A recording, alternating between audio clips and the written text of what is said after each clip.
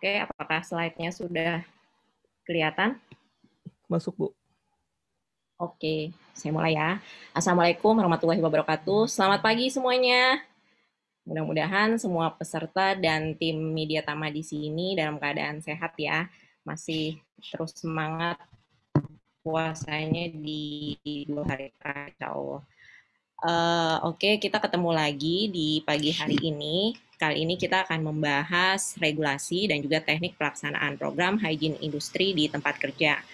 Mungkin nanti kita bisa sambil pemberian materi sambil sharing ya, biar nggak ngantuk juga nih yang lagi pada puasa. Saya yakin pasti di sini teman-teman peserta webinar pagi ini sudah banyak yang memiliki pengalaman. Mana tahu nanti bisa kita saling bertukar informasi sehingga bisa bermanfaat juga buat rekan-rekan yang lain. Oke, hari ini outline kita akan membahas 2 pokok utama, yaitu regulasi dan peraturan perundangan yang terkait dengan implementasi hygiene industri di tempat kerja. Kemudian yang kedua, teknik pelaksanaan program hygiene industri di tempat kerja. Nah, ini adalah regulasi-regulasi terkait yang nanti akan kita bahas, yang semuanya ini merujuk pada penyelenggaraan program hygiene industri di tempat kerja. Mulai dari Undang-Undang Nomor 3 Tahun 1969 tentang Persetujuan Konvensi ILO Nomor 120. Ini isinya mengenai hygiene dalam perniagaan dan kantor-kantor. Kemudian ada Undang-Undang Payung ya, Nomor 1 Tahun 70 tentang keselamatan kerja. Kemudian ada Undang-Undang Nomor 13 Tahun 2003 tentang ketenagakerjaan. Kemudian ada PP Nomor 50 Tahun 2012, ini tentang penerapan SMK 3, dan Permenaker Nomor 5 Tahun 2018 tentang K3 Lingkungan Kerja. Oke, kita masuk ke regulasi yang pertama. Ini adalah Undang-Undang Nomor 3 Tahun 1969 tentang Persetujuan Konvensi ILO Nomor 120. Jadi kalau kita lihat ternyata masalah hygiene ini khususnya di tempat kerja itu undang-undangnya sudah lebih dulu dibandingkan Undang-Undang 1 Tahun 70. Jadi dikarenakan Indonesia adalah anggota dari International Labour Organization atau ILO, sehingga pada hasil dari konvensi ILO nomor 120 sudah diratifikasi pada tahun 1969, kemudian dirubah menjadi Undang-Undang nomor 3 gitu ya. Jadi permasalahan atau aspek hygiene industri sendiri itu sebelumnya sudah dilegalkan di Indonesia itu setahun sebelum Undang-Undang Keselamatan Kerja. Ini tadi sudah saya jelaskan bahwa Indonesia menyetujui ratifikasi konvensi ILO tentang hygiene dalam perniagaan dan kantor-kantor melalui Undang-Undang Nomor 3 Tahun 1969. Disebutkan di pasal 5 pada konvensi ILO Nomor 120 Tahun 1964, undang-undang atau peraturan yang melaksanakan ketentuan konvensi ini dan setiap undang-undang atau peraturan yang melaksanakan ketentuan rekomendasi hygiene untuk perniagaan dan kantor dan atau ketentuan yang sama sekedar ini mungkin dan dikehendaki oleh kondisi nasional harus direncanakan setelah konsultasi oleh wakil-wakil organisasi majikan dan buruh bila ada. Jadi ketika sudah disepakati di tahun 1964 oleh seluruh anggota ILO, kemudian diminta untuk masing-masing negara menyesuaikan gitu ya dengan kondisi di negara masing-masing untuk meratifikasi gitu ya atau menyetujui hasil tentang hygiene perkantoran dan perniagaan ini masuk di dalam regulasi, dan di Indonesia dimunculkan dalam Undang-Undang Nomor 3 Tahun 1969. Kemudian di pasal 6-nya itu dia mengatakan tindakan-tindakan yang tepat harus diambil dengan pengawasan yang memadai atau cara lain untuk menjamin pelaksanaan yang tepat dari undang-undang atau peraturan tersebut. Dalam pasal 5 Konvensi ILO nomor 120.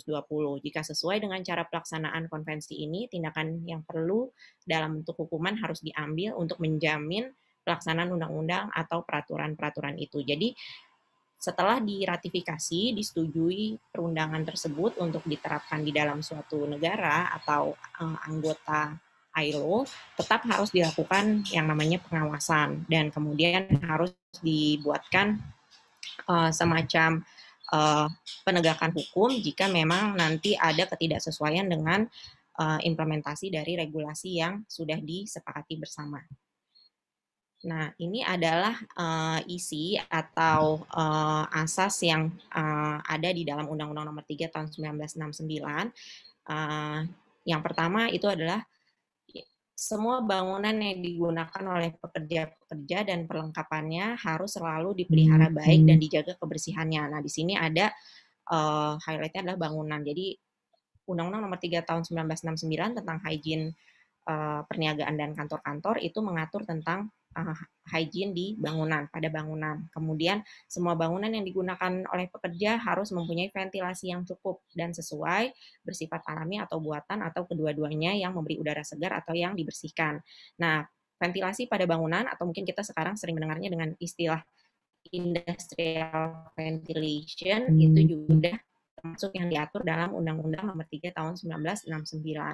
Kemudian disebutkan juga semua bangunan yang digunakan oleh pekerja-pekerja harus mempunyai penerangan yang cukup dan sesuai. Tempat bekerja sedapat mungkin harus mendapatkan penerangan alam. Nah, penerangan atau pencahayaan juga masuk dalam aspek yang diatur. Kemudian apalagi suhu yang nyaman dan tetap sekedar keadaan memungkinkannya harus dipertahankan dalam bangunan yang dipergunakan oleh pekerja. Nah, kalau kita bicara suhu, nanti ini akan erat kaitannya dengan KUDR atau kualitas udara di dalam ruangan. Ini juga diatur di dalam Permenak 5 tahun 2018 ya. Gitu. Jadi indikator temperatur atau suhu dalam ruangan ini masuk ke dalam yang diatur di Undang-Undang Nomor 3 ini. Kemudian semua tempat kerja harus disusun dengan, serta semua tempat duduk harus diatur sedemikian rupa sehingga tidak ada pengaruh yang berbahaya bagi kesehatan pekerja. Nah, ini kaitannya dengan tata letak atau layout workstation gitu ya. Itu juga sudah diminta untuk diatur. Kemudian yang selanjutnya adalah persediaan yang cukup dari air minum yang sehat gitu ya. Jadi pasokan air minum untuk pekerja selama bekerja itu juga dijadikan prasyarat yang harus dipenuhi. Kemudian perlengkapan untuk mencuci atau sanitary yang cukup dan sesuai harus disediakan dan terpelihara dengan baik.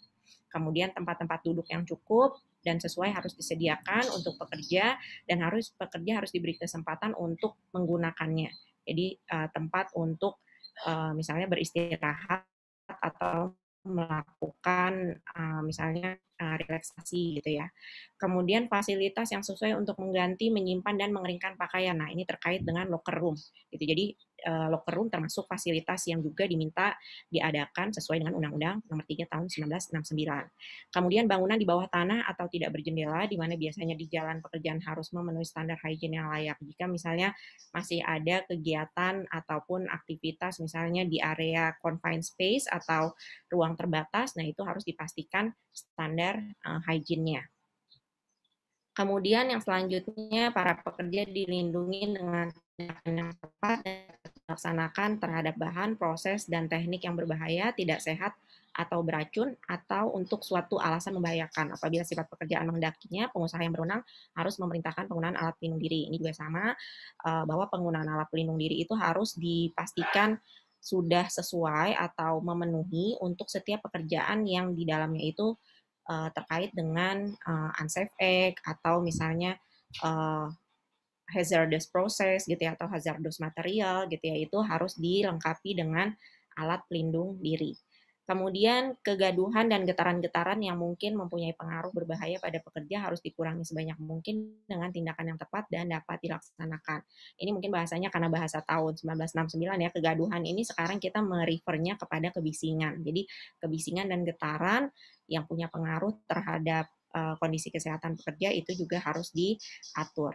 Kemudian setiap badan, lembaga, atau dinas pemberi jasa atau bagiannya yang tunduk pada konvensi ini dengan memperhatikan besarnya dan kemungkinan bahaya harus memelihara apotek atau pos P3K sendiri. Kemudian memelihara apotek atau pos P3K bersama-sama dengan badan, lembaga, atau kantor pemberi jasa atau bagiannya. Kemudian mempunyai satu atau lebih lemari, kotak, atau perlengkapan P3K. Jadi di sini diatur tentang penanganan jika terjadi keadaan darurat, khususnya adalah kecelakaan kerja, bahwa perusahaan itu harus punya misalnya first aid box gitu ya, atau punya tim first aid gitu ya, yang misalnya bekerja sama di dalam satu area industri misalnya, atau di beberapa gabungan industri. Oke, itu tadi tentang Undang-Undang Nomor 3 Tahun 1969.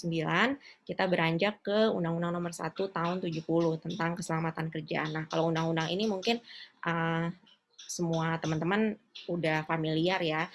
Cuma saya sampaikan sedikit saja untuk refresh kembali gitu ya, yang sudah pernah kita pelajari semua. Oke, di dalam Undang-Undang Nomor 1 Tahun 70 itu ada di bab pertama itu membahas tentang istilah gitu ya. Jadi terminologi yang sering kita pakai di dalam menjalankan program K3 ataupun program hygiene industri di tempat kerja. Yang pertama itu adalah istilah tempat kerja. Apa yang dimaksud dengan tempat kerja? Di sini highlight-nya atau poinnya adalah bisa berupa ruangan ataupun lapangan, bisa yang tertutup ataupun yang terbuka, bisa yang bergerak ataupun yang sifatnya tetap, yang memiliki unsur tenaga kerja, sumber bahaya, dan usaha. Jadi poinnya itu adalah tempat kerja yang memiliki 3 unsur. Di situ ada pekerjanya, kemudian ada sumber bahayanya, dan ada usaha atau proses industrinya gitu ya. Terus kemudian ada juga yang disebut dengan pengurus. Pengurus ini adalah pucuk pimpinan. Dia nanti akan diikat dengan tanggung jawab ataupun kewajiban-kewajiban yang harus dia penuhi itu di dalam persyaratan K3. Kemudian ada juga yang disebut dengan pengusaha. Pengusaha orang atau badan hukum yang menjalankan usaha ataupun tempat kerja. Jadi pengusaha ini yang memberikan perintah kepada pengurus terkait dengan operasional dari suatu aktivis di industri tertentu. Kemudian ada yang disebut direktur, dia sebagai pelaksana Undang-Undang Nomor 1 Tahun 70. Kemudian ada juga yang disebut pegawai pengawas. Nah, ini adalah pegawai pengawas ketenagakerjaan dan spesialis. Ini biasanya orang kementerian ya, Kementerian Tenaga Kerja ataupun Dinas Tenaga Kerja. Kemudian ada yang disebut dengan ahli keselamatan kerja. Ini adalah seseorang yang kompeten atau bisa disebut tenaga teknis yang berkeahlian khusus yang sudah ditunjuk oleh Kementerian Tenaga Kerja. Kemudian ruang lingkup Undang-Undang Nomor 1 Tahun 1970 untuk tempat kerja itu bisa di darat, di dalam tanah, di permukaan air, atau di dalam air, ataupun di udara yang semuanya itu berada di dalam wilayah hukum Republik Indonesia. Kemudian disebutkan di dalam ruang lingkupnya itu ada 18 jenis tempat kerja yang memiliki 5 sumber bahaya yang berkaitan dengan yang pertama keadaan mesin, pesawat, alat kerja, peralatan dan bahan. Kemudian ada sifat pekerjaannya juga bisa menjadi sumber bahaya, cara bekerjanya itu juga bisa menjadi potensi bahaya, lingkungan kerja dan proses produksi pasti ya bisa jadi sumber atau potensi yang bisa menimbulkan risiko kecelakaan kerja ataupun penyakit akibat kerja. Oke, ini adalah syarat-syarat K3 yaitu persyaratan ataupun kondisi-kondisi yang harus dipenuhi, harus dibuatkan upaya pengendaliannya oleh pengusaha di tempat kerja. Yang pertama itu suhu, kelembaban, debu, kotoran, asap, uap, gas, hembusan angin, cuaca, sinar ataupun radiasi, suara dan getaran. Ini harus semuanya diatur ataupun dikendalikan. Kemudian harus punya juga program untuk pencegahan penyakit akibat kerja, baik fisik maupun psikis, kejadian keracunan, infeksi, dan penularan. Kemudian harus punya program penerangan atau pencahayaan, jadi untuk memastikan bahwa penerangan yang ada di lokasi-lokasi kerja itu sesuai dengan yang sudah ditetapkan. Kemudian harus ada penyegaran udara atau misalnya sistem ventilasi. Kemudian harus ada program kebersihan, kesehatan, dan ketertiban. Nah, ini misalnya kaitannya dengan housekeeping gitu ya, atau misalnya program kesehatan dan ketertiban, misalnya kita pakai 5S gitu ya, kalau sekarang banyak mengimplementasi 5S atau 5R. Kemudian keserasian antara tenaga kerja, alat kerja, lingkungan, cara, dan proses kerjanya. Nah, mungkin kalau kita bicara keserasian, di sini kaitannya mungkin dengan aspek yang terkait dengan ergonomi kerja. Oke, itu tadi tentang Undang-Undang Nomor 1 Tahun 1970. Kemudian kita lanjut masuk ke regulasi terkait hygiene industri itu ada di PP nomor 50 tahun 2012 ini tentang penerapan sistem manajemen K3. Ini juga pasti teman-teman semuanya sudah sangat familiar karena mungkin sehari-hari sudah berhadapan dengan kriteria-kriteria yang ada di dalam PP ini ya. Prinsipnya ini 5, seperti kita semua sudah pahami, mulai dari penetapan kebijakan, perencanaan, pelaksanaan rencana K3, kemudian dilanjut dengan pemantauan dan evaluasi kinerja, kemudian peninjauan dan peningkatan kinerja SM K3. Mungkin teman-teman yang udah pernah ikut apa namanya auditor SMK3 ini mungkin sudah sangat paham ya, di mana harus melihat aplikasi dari penetapan kebijakan K3, di mana harus memeriksa perencanaan dan pelaksanaan rencana K3 gitu ya. Oke, kemudian untuk kriteria. Nah, kriteria yang terkait dengan pengukuran ataupun pemeriksaan hygiene industri di tempat kerja itu ada di elemen 7.2 tentang pemantauan atau pengukuran lingkungan kerja. Disebutkan di sini pada kriteria 7.2.1, pemantauan atau pengukuran lingkungan kerja dilaksanakan secara teratur dan hasilnya didokumentasikan, dipelihara, dan digunakan untuk penilaian dan pengendalian risiko. Kemudian di kriteria 7.2.2, pemantauan pengukuran lingkungan kerja meliputi faktor fisika, kimia, biologi, ergonomi, dan psikologi. Kemudian di kriteria selanjutnya, pemantauan atau pengukuran lingkungan kerja dilakukan oleh petugas atau pihak yang berkompeten dan berwenang dari dalam dan atau luar perusahaan. Nah, yang kita lakukan, jadi kalau kita tadi sudah melakukan seperti yang diminta di dalam Undang-Undang Nomor 3 Tahun 1969, Undang-Undang Nomor 1 Tahun 70 gitu ya, kita sudah memiliki sumber daya manusia yang kompeten dan memiliki kewenangan khususnya kaitan untuk pengukuran ataupun pemantauan di lingkungan kerja.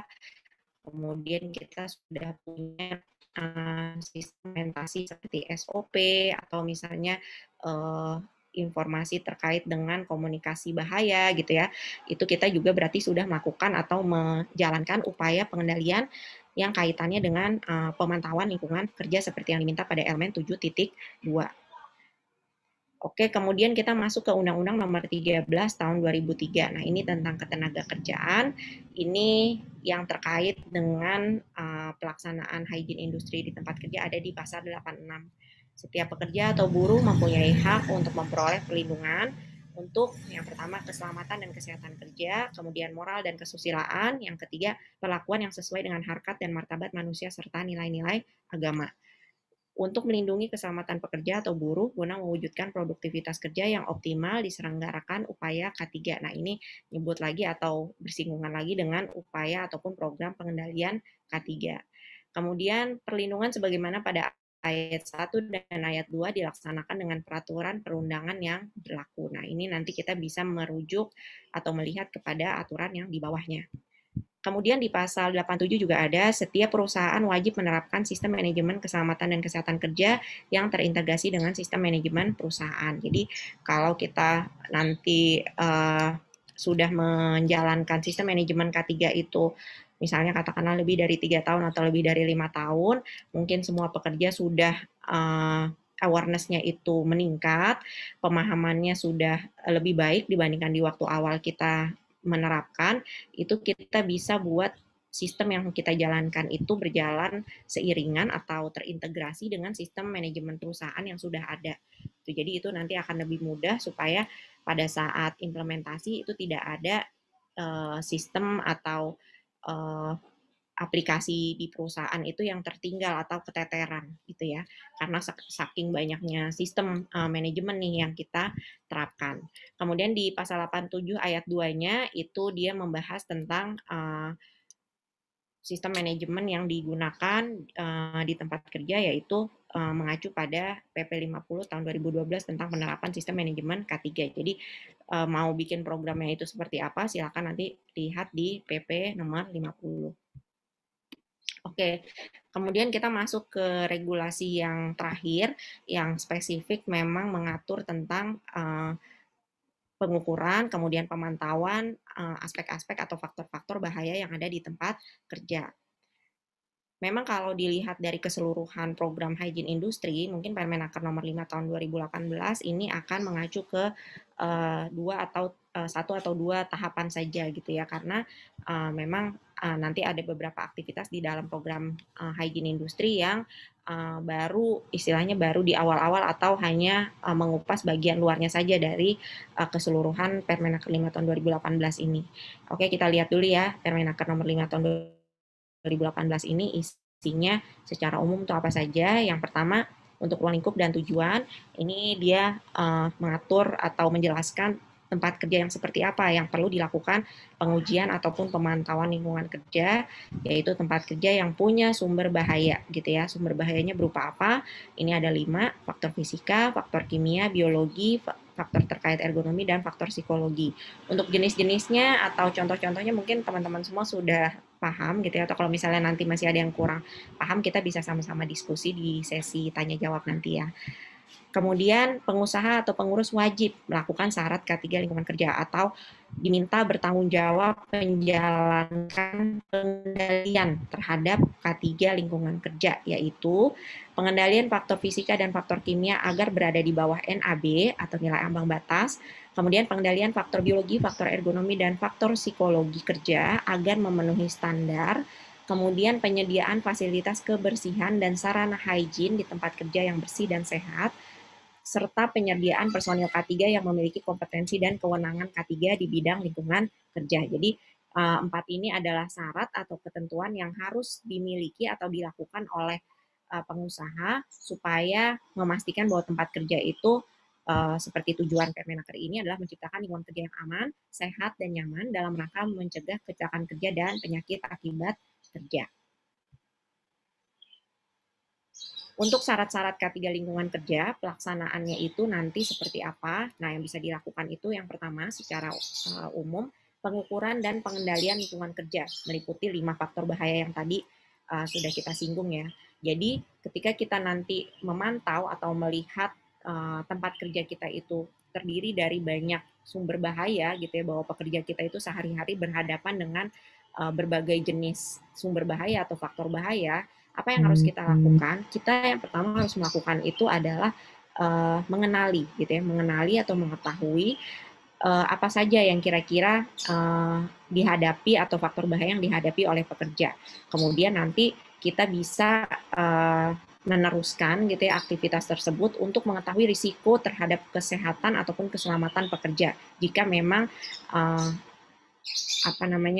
pengendalian yang kita lakukan itu misalnya terkait dengan jenis faktor bahaya tertentu. Kemudian yang kedua yang bisa kita lakukan adalah melakukan penerapan hygiene dan sanitasi. Nah, ini kaitannya mirip dengan yang ada di dalam Undang-Undang Nomor 3 Tahun 1969, meliputi bangunan tempat kerja. Nanti ada kriteria-kriteria bangunan tempat kerja yang diperlukan atau yang dipersyaratkan itu seperti apa, kemudian fasilitas kebersihannya, misalnya toilet untuk jumlah karyawan misalnya 50 orang itu seberapa banyak gitu ya. Kemudian kebutuhan udara yang diperlukan atau pasokan oksigen yang dibutuhkan oleh pekerja dalam ruangan dengan luas tertentu itu berapa, dan tata laksana kerumah tanggaan atau housekeeping. Jadi untuk memastikan bahwa misalnya satu area kerja ini sesuai dengan kaidah-kaidah dalam misalnya 5R gitu ya, itu seperti apa melakukannya. Oke, itu tadi gambaran umum tentang regulasi yang terkait dengan program hygiene di tempat kerja. Mungkin nanti kita bisa lebih banyak diskusi lagi jika teman-teman ada pertanyaan. Saya masuk ke teknik pelaksanaan program hygiene industri di tempat kerja. Oke, ini sekedar merecall kembali ya, teman-teman semua juga pasti sudah paham gitu ya, apa sih yang dimaksud dengan hygiene industri. Jadi kalau menurut definisi dari AIHA, itu hygiene industri adalah seni dan ilmu gitu ya, yang terkait dengan kegiatan antisipasi, rekognisi, kemudian evaluasi, dan pengendalian dan pencegahan terhadap faktor-faktor di lingkungan ataupun tekanan-tekanan yang muncul pada ataupun dari tempat kerja yang bisa menimbulkan illness atau kesakitan ataupun impaired health itu gangguan kesehatan dan kesejahteraan, atau significant discomfort itu ketidaknyamanan di antara pekerja atau di komunitas gitu ya, atau di komunitas di sekitar tempat kerja kita gitu. Jadi Pada prinsipnya, aktivitas atau program hygiene industri di tempat kerja itu ada 4 kegiatan, mulai dari antisipasi, kemudian rekognisi, kemudian evaluasi, dan pengendalian. Gitu ya, pengendalian di sini sekalian bisa memasukkan pencegahan juga atau prevention. Oke, kita masuk ke antisipasi. Nah, apa saja sih yang dilakukan dalam tahapan atau kegiatan antisipasi? Di sini kita biasanya melakukan prediksi atau memperkirakan kira-kira potensi bahaya ataupun pajanan ataupun risikonya di tempat kerja kita tuh ada apa aja ya. Jadi mungkin saja kita bisa melihat ini secara visual atau kita misalnya melakukan apa namanya penilaian dari misalnya dari informasi-informasi yang kita punya misalnya tentang alur tentang proses kemudian bisa juga tentang daftar bahan kimia yang digunakan gitu ya di departemen katakanlah misalnya laboratorium atau di departemen produksi gitu ya. Kemudian gunanya juga bisa untuk mempersiapkan kejadian tanpa darurat. Iya Pak. Minta maaf, boleh di ini dulu Bu, koneksi dengan WhatsApp-nya karena terdengar berdengung-dengung terus. Oh gitu. Oke. Ya, di ini apa yang di laptopnya Bu, yang di laptopnya WhatsApp yang dikonekin ke laptop. Yang kedengeran vibrate-nya ya? Ya, vibrate-nya. Oke. Koneksi dengan WhatsApp-nya. Ya. Koneksi dengan WhatsApp-nya. Coba nanti kalau masih kedengeran coba di ini ya udah saya ini sih Pak, udah saya centang. Oke, siap. Terima kasih. Silakan dilanjutkan lagi ya, Bu. Mohon maaf ya, mungkin jadi bikin Nggak apa-apa. jelas ya. Oke, kita lanjutkan ya. Kemudian yang selanjutnya dalam kegiatan antisipasi itu kita bisa juga mendapatkan atau memanage atau mengatur si risiko yang sebelumnya tadi sudah kita ketahui dari tadi misalnya bahan kimia yang kita gunakan, proses-proses atau aktivitas-aktivitas industri yang sudah kita misalnya kita buatkan list atau daftar. Kemudian pada tahapan antisipasi ini juga kita bisa melakukan komunikasi dengan pekerja. Maksudnya komunikasi di sini adalah kita mendapatkan informasi awal. Benar nggak sih pekerja yang di misalnya katakanlah laboratorium sering apa namanya merasakan misalnya gatal-gatal gitu ya atau iritasi pada saat menggunakan bahan kimia tertentu contohnya misalnya untuk faktor kimia atau untuk kondisi yang lain misalnya faktor fisika terkait dengan misalnya getaran ataupun kebisingan gitu ya ataupun pencahayaan. Nah, itu bisa kita lakukan komunikasi ataupun diskusi dengan pekerja langsung di area tersebut. Kemudian untuk melakukan antisipasi potensi bahaya ini yang pertama diawali dengan mengetahui cara proses produksi. Nah, ini perlu banget teman-teman nanti misalnya kumpulkan apa misalnya PID ataupun flowchart dari proses kita gitu ya, atau bisnis flow gitu ya. Coba dilihat di situ kira-kira di tempat kerja kita itu terdiri dari beberapa proses sih, kemudian karakter tempat kerja itu seperti apa, kemudian karakter cara kerja pegawai itu juga bisa kita ketahui, kemudian risiko dampak internal dan eksternal. Nah, ini kaitannya kalau internal untuk di dalam organisasi atau di dalam perusahaan, kemudian untuk eksternal ini yang tadi disebutkan dengan komunitas atau misalnya yang ada di luar pagar dari industri. Misalnya kalau perusahaan kita tidak berada di zona khusus atau di kawasan khusus, mungkin di kanan kirinya ada pemukiman gitu ya, atau ada fasilitas publik. Nah, itu kita harus pertimbangkan yang kaitannya dengan properti, manusia, dan juga lingkungan. Jadi, aktivitas yang ada di dalam slide ini yang semuanya kita lakukan pada tahapan antisipasi. Kemudian, risiko di tempat yang sama bisa berbeda. Jadi, misalnya tadi ketika kita membahas atau mendiskusikan potensi bahaya ataupun risiko pada area produksi. Nah, ketika dia misalnya sama-sama menggunakan bahan kimia tertentu yang digunakan juga misalnya di laboratorium. Nah, ini bisa saja risiko yang diterima oleh masing-masing pekerja produksi ataupun laboratorium itu berbeda. Karena apa? Misalnya apa namanya tergantung dari misalnya waktu kerjanya, kemudian cara kerjanya, kemudian jumlah ataupun konsentrasi dari bahan yang digunakan itu juga sangat mempengaruhi. Jadi ketika kita bicara tentang risiko, itu pastikan di area produksi itu misalnya apakah pada saat produksi itu sedang tinggi ataupun sedang rendah, itu pasti juga akan berpengaruh. Kemudian adakah aktivitas ataupun kegiatan pemeliharaan ataupun pembersihan pada area yang sedang kita tinjau gitu ya. Kemudian ada nggak kemungkinan atau kejadian kedaruratan yang mungkin bisa terjadi. Nah, untuk mengenali karakter tempat kerja, ini kita bisa melakukan pengumpulan informasi sesuai dengan karakter tempat kerja, kemudian karakter proses kerja di dalam area kerja A atau di gedung A gitu ya, di pabrik di site A gitu ya, itu ada proses kerja apa saja gitu ya. Kemudian bahan dan mekanisme pajanan di dalam tempat kerja tersebut ada apa saja? Apakah semua bahan yang ada di site A itu digunakan selalu setiap hari gitu ya, atau hanya di waktu-waktu tertentu saja. Kemudian karakter kerjanya seperti apa? Apakah misalnya mostly pekerjanya itu adalah young worker gitu ya, pekerja-pekerja yang masih muda-muda atau ternyata adalah para senior. Kemudian karakter risikonya seperti apa? Apakah di situ banyak bahan-bahan kimia yang sifatnya itu pajanannya akut atau gitu ya, misalnya kalau orang terkena cipratan itu bisa langsung misalnya mengalami luka bakar gitu ya, atau dampak ataupun risikonya sifatnya kebalikannya yaitu kronis. Kemudian karakter pengendaliannya apa yang digunakan di situ? Apakah terkait dengan rekayasa teknik atau menggunakan pengendalian administratif atau menggunakan APD? Kemudian untuk karakter tempat kerja, ini bisa kita pertimbangkan peralatan yang digunakan, bisa mempertimbangkan pekerjaan atau job task gitu ya, tugas dari si pekerja atau yang dilakukan pekerja, kemudian unit operasi dan peralatan yang terlibat, kemudian ventilasinya, kemudian kondisi-kondisi yang khusus misalnya untuk pekerjaan di dalam tangki gitu ya, atau di pada galian di bawah tanah gitu ya, kemudian APD yang digunakan itu apa, kemudian apakah pekerjaan tersebut pekerjaan normal atau pekerjaan rutin yang daily gitu ya, yang dilakukan sehari-hari, atau yang sifatnya perawatan ataupun perbaikan ataupun pembersihan yang hanya misalnya pada waktu-waktu tertentu, atau dia masuk dalam kondisi darurat gitu ya. Itu sudah diperhitungkan sebaiknya pada saat proses antisipasi. Kemudian untuk kontak pajanan atau route of entry, ada nggak nanti misalnya kontak pajanan dengan kulit. Nah, itu kita juga bisa sudah dapatkan informasinya di tahapan ini.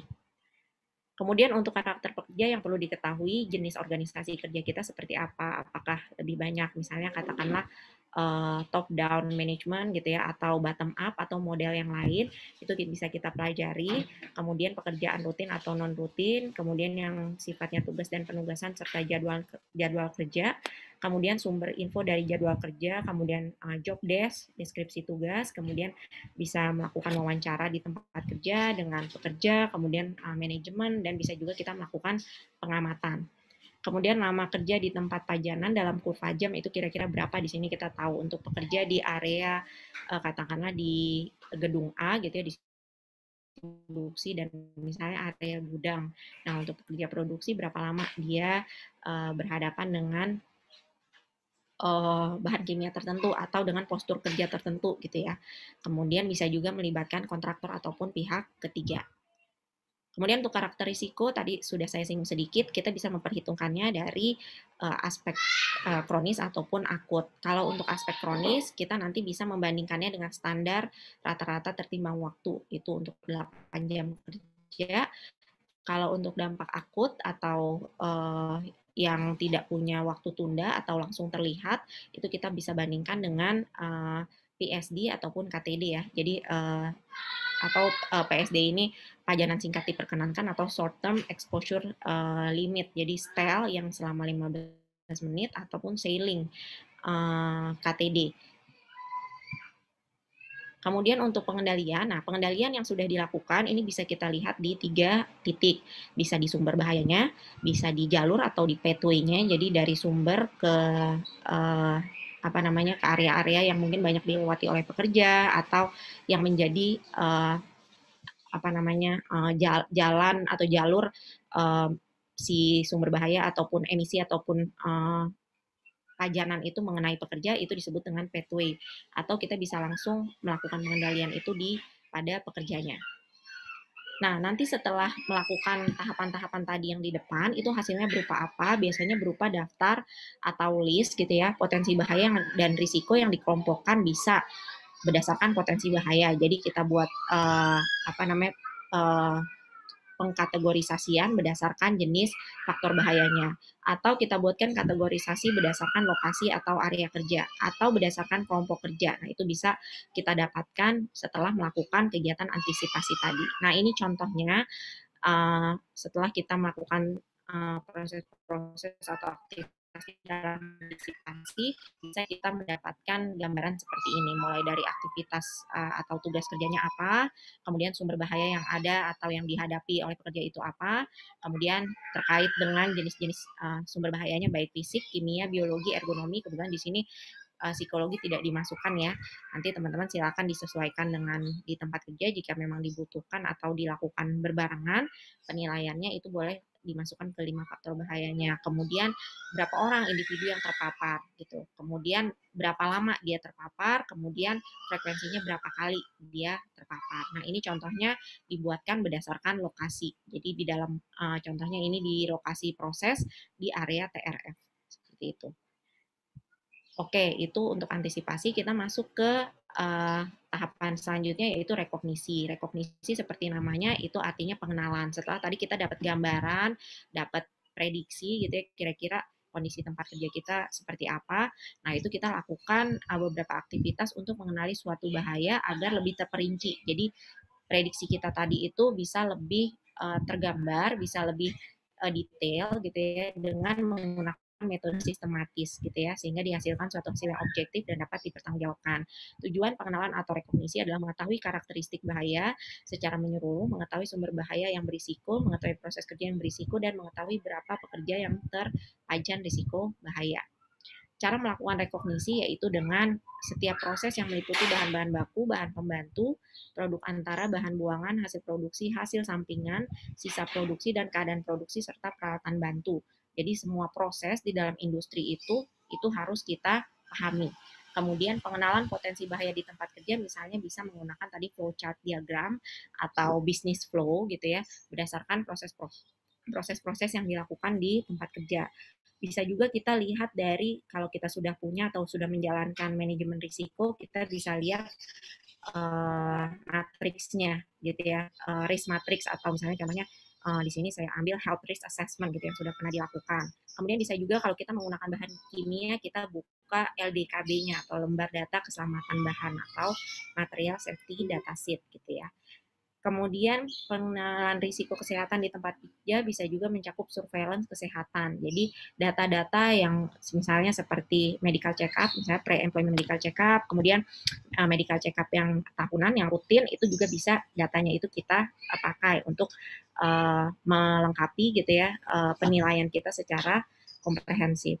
Bila semua informasi tersedia, lakukan walkthrough survey. Jadi dengan data atau informasi yang sudah kita pegang, yang sudah kita terima, itu kita bisa melakukan yang namanya walkthrough survey. Walkthrough survey itu apa sih? Survei yang kita lakukan dari awal produksi gitu ya. Kalau kita tadi lihat dari flow chart, dari awal flow-nya sampai ke akhirnya gitu ya. Tujuannya buat apa? Untuk memastikan bahwa data atau informasi yang kita terima atau yang sudah kita dapatkan itu memang sesuai atau update dengan kondisi yang ada di lapangan. Nah, ini contohnya pada saat kita misalnya melakukan rekognisi untuk bahaya katakanlah fisik. Di sini contohnya adalah bahaya kebisingan. Nah, ini area ini kita buatkan atau kita gambarkan prosesnya, alur prosesnya gitu ya. Jadi dari mulai misalnya ada mesin high speed blender yang menghasilkan intensitas kebisingan 91 dBA. Kemudian nanti proses selanjutnya itu akan lewat ke conveyor, kemudian masuk ke filling machine yang ternyata menghasilkan atau memiliki intensitas kebisingan 92 dBA, kemudian ada proses packaging di sini, kemudian ada proses labeling, kemudian ada proses palletizing ya. Nah, ini proses ini yang kita pahami. Dari mana awalnya, mulainya dari mana, kemudian gambaran bahaya ataupun potensi risikonya itu di tempat ini seperti apa. Nah, ini salah satu yang kita lakukan pada saat tahapan rekognisi. Nah, ini contoh untuk tabel yang kita buat atau yang kita dapatkan setelah kita melakukan proses rekognisi. Nah, di sini kita sudah bisa nih membuatkan kira-kira kriteria gitu ya dari pajanan yang tadi sudah kita temui berdasarkan alur prosesnya. Jadi kalau kita sudah tahu yang hasil bising misalnya mesin tadi high speed dispenser gitu ya, kemudian filling mesin. Nah, kita bisa lihat nih, kita bandingkan dengan data-data sebelumnya itu angkanya seperti apa gitu. Jadi berdasarkan hasil walkthrough survei kita di lapangan, kita bisa tingkatkan lagi, bisa kita dalami lagi untuk melihat histori ataupun gambaran potensi bahaya tersebut di area kerja, misalnya di produksi terkait dengan mesin high speed dispenser dengan filling mesin itu seperti apa. Oke, kita masuk ke tahapan berikutnya, atau tahapan ketiga, yaitu evaluasi ya.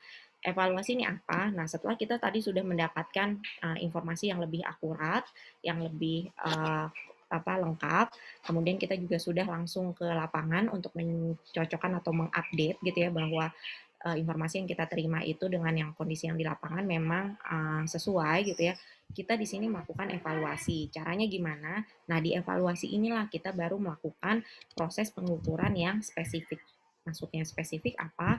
Spesifik untuk setiap faktor bahaya yang akan kita prioritaskan dalam pengendalian. Nah, evaluasi faktor bahaya ini bisa secara kuantitatif ataupun kualitatif. Untuk kuantitatif, itu caranya bisa dengan langsung melakukan pengukuran, bisa mengambil contoh uji, bisa melakukan pengujian, dan juga melakukan analisis laboratorium menggunakan peralatan, metode, ataupun prosedur standar yang hasilnya nanti bisa menggambarkan bahwa berapa besar tingkat pajanan dan kira-kira apakah kondisi di tempat kerja kita itu sesuai dengan standar ataupun NAB atau melebihi. Manfaat dari evaluasi, aktivitas evaluasi adalah mengetahui tingkat keterpaparan dari tenaga kerja dan adanya tenaga kerja yang terpapar. Jadi kita bakal dapat gambaran people at risk gitu ya, atau worker at high risk itu siapa aja di area tempat kerja kita. Kemudian dia terpapar oleh faktor bahaya apa yang mungkin melebihi dari NAB. Kemudian kita bisa juga mengetahui potensi ataupun risiko kecelakaan ataupun penyakit akibat kerja pada alat ataupun proses produksi. Kemudian mengetahui efektivitas alat penanggulangan. Jadi untuk pengendalian-pengendalian yang memang sudah diterapkan sebelumnya, kita pengen tahu nih efektif nggak ya pengendalian yang sudah ada, itu bisa kita lihat dari hasil evaluasi atau pengukuran kita. Kemudian ini juga datanya bisa membantu pada saat diagnosis penyakit akibat kerja. Tujuannya ini untuk engineering surveillance, kita bisa dapat data untuk histori pengendalian secara teknik yang sudah kita lakukan. Misalnya di tahun sebelumnya kita melakukan pengendalian tekniknya, katakanlah misalnya pemasangan barrier gitu ya pada mesin yang berputar gitu ya, atau misalnya katakanlah tadi milling gitu ya, mesin milling, di situ dia misalnya dipasang semacam pagar yang dilengkapi dengan sensor gitu ya, kalau misalnya sensor listrik ataupun magnetik gitu ya, ketika nanti diakses atau dibuka oleh pekerja, maka itu akan terhubung dengan kelistrikan dari mesin sehingga tidak bisa dioperasikan. Nah, di tahun berikutnya atau 2 tahun berikutnya ternyata pengendaliannya itu dimodifikasi gitu ya, dimodifikasi tidak hanya pakai barrier saja, tapi juga sekarang misalnya dipasangi dengan misalnya remote gitu ya, remote. Jadi pekerja itu bisa mengendalikan dari jarak jauh untuk operasional mesin gitu ya, untuk mengoperasikan mesin. Nah, itu kita bisa lihat sejarahnya apa saja pengendalian teknik yang sudah kita kerjakan dengan informasi atau data tersebut. Kemudian ada juga namanya legal surveillance. Nah, ini kaitannya dengan pemenuhan aturan. Pemenuhan aturan pada area kerja yang sudah kita kendalikan. Nah, untuk legal ini biasanya kalau di prakteknya saya itu membuat semacam matriks compliance gitu ya. Jadi peraturan-peraturan yang terkait dengan tempat kerja kita list, kita daftar, kemudian tadi di depan kita misalnya sudah punya 5. Nah, dari 5 aturan tersebut kira-kira yang cocok dengan aktivitas produksi itu yang mana saja. Jadi memang kita walaupun sebagai orang K3 gitu ya, harus punya juga nih sedikit-sedikit kemampuan untuk baca-baca peraturan gitu atau regulasi yang kadang-kadang bahasanya memang ini ya, memang sulit gitu untuk kita pahami. Tapi kan sekarang sudah banyak ya interpretasi yang nanti bisa kita langsung tuangkan dalam bentuk program. Nah, untuk legal surveillance ini teman-teman ambil saja poin di dalam regulasi yang kita rujuk yang sesuai dengan kondisi tempat kerja tersebut, baik untuk faktor risikonya, baik untuk aktivitasnya, ataupun misalnya pengendaliannya. Jadi nggak harus misalnya area produksi dia menggunakan bahan kimia, wah berarti dia harus ikut dalam aturan-aturan mulai dari Kemenperin, misalnya dari Permenaker, kemudian dari Kemenkes gitu ya. Ambil saja poin atau pasal ataupun subpasal yang memang sesuai dengan kondisi di tempat kerja tersebut. Nah, itu yang kita cantumkan di dalam matriks pemenuhan peraturan. Di situ kita bisa kasih keterangan nanti apakah kita sudah fully comply, sudah memenuhi 100% atau masih on progress, jadi masih 50% pemenuhan. Kita akan memenuhi itu misalnya setelah nanti ada penerjemahan MSDS. Misalnya kalau di tempat saya itu pernah ada MSDS yang dalam bahasa asing itu harus diterjemahkan dulu gitu ya supaya mudah untuk dipahami oleh pekerja.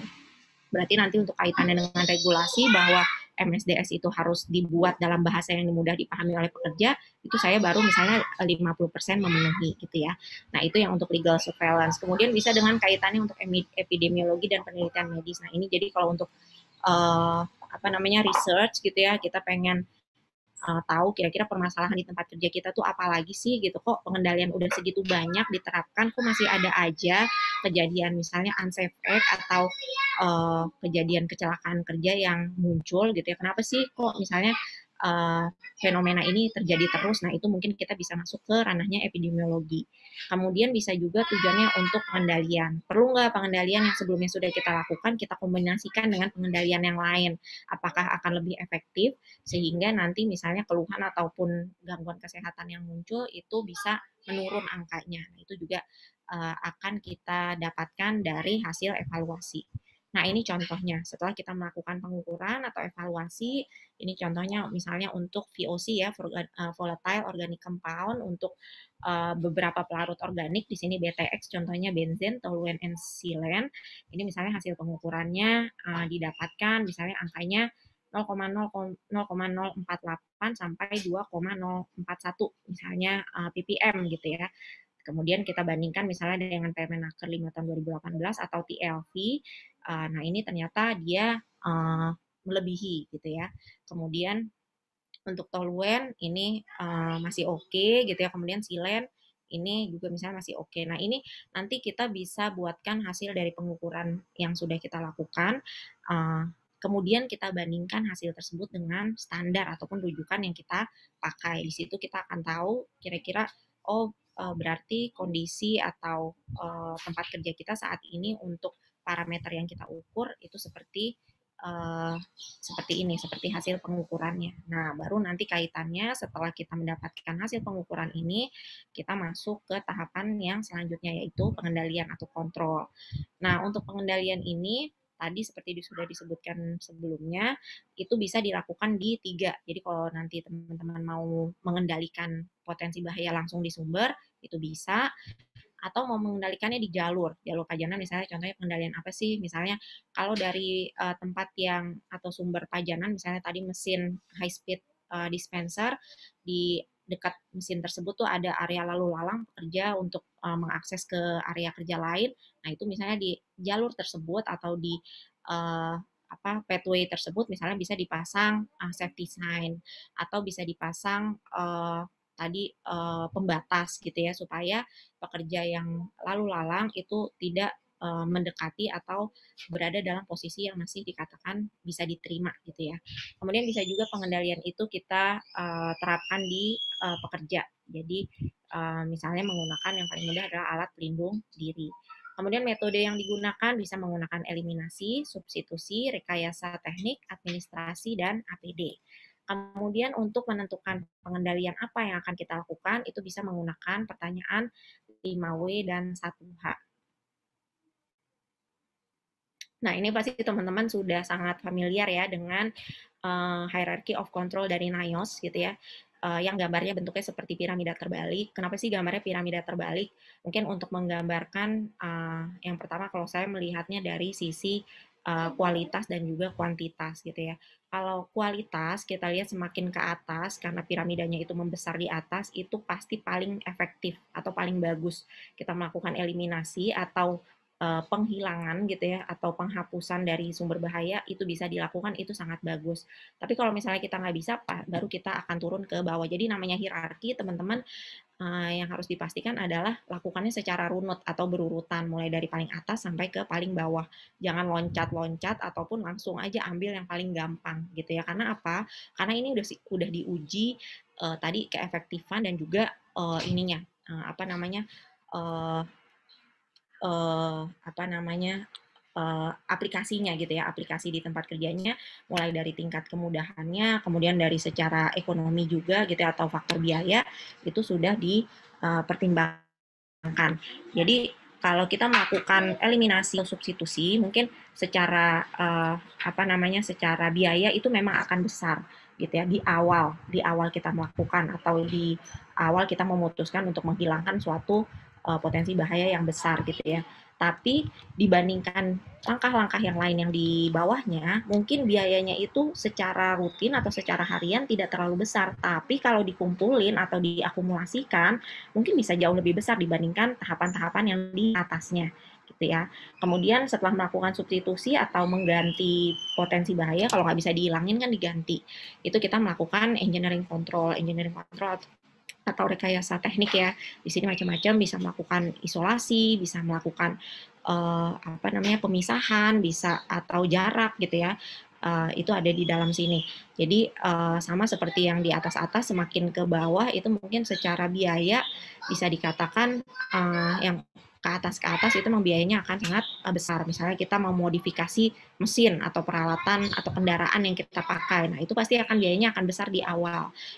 Tapi biasanya kalau tidak diutak-atik atau di apa namanya modifikasi sama pekerja, biasanya modifikasi atau rekayasa pada peralatan itu dia lebih awet dibandingkan kita harus misalnya melakukan administratif control ataupun alat pelindung diri gitu ya. Kalau administratif control ini yang sifatnya administrasi, misalnya teman-teman membuat SOP, kemudian membuat apa training atau mengatur jadwal kerja gitu atau shift kerja gitu ya, yang bagus tuh seperti apa gitu ya, terus menentukan misalnya risk assessment untuk setiap area tempat kerja itu yang diperlukan apa saja itu masuk di sini.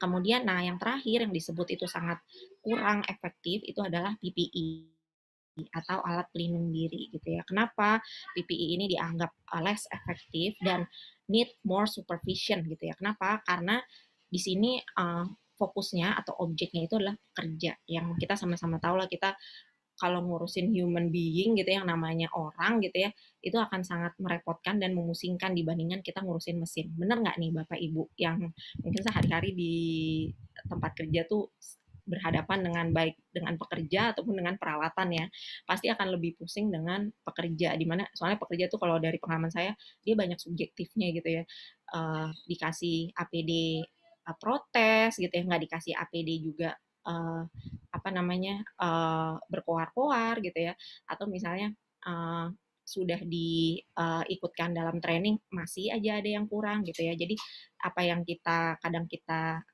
buatkan atau kita berikan program pengendaliannya itu masih aja ada komplainnya gitu dan banyak alasan yang nanti akan mempengaruhi perilaku si pekerja ini gitu ya mulai dari faktor internalnya mereka atau faktor eksternal yang juga mempengaruhi mereka makanya kenapa kalau dilihat dari piramida terbalik ini PPE itu ditaruhnya paling bawah.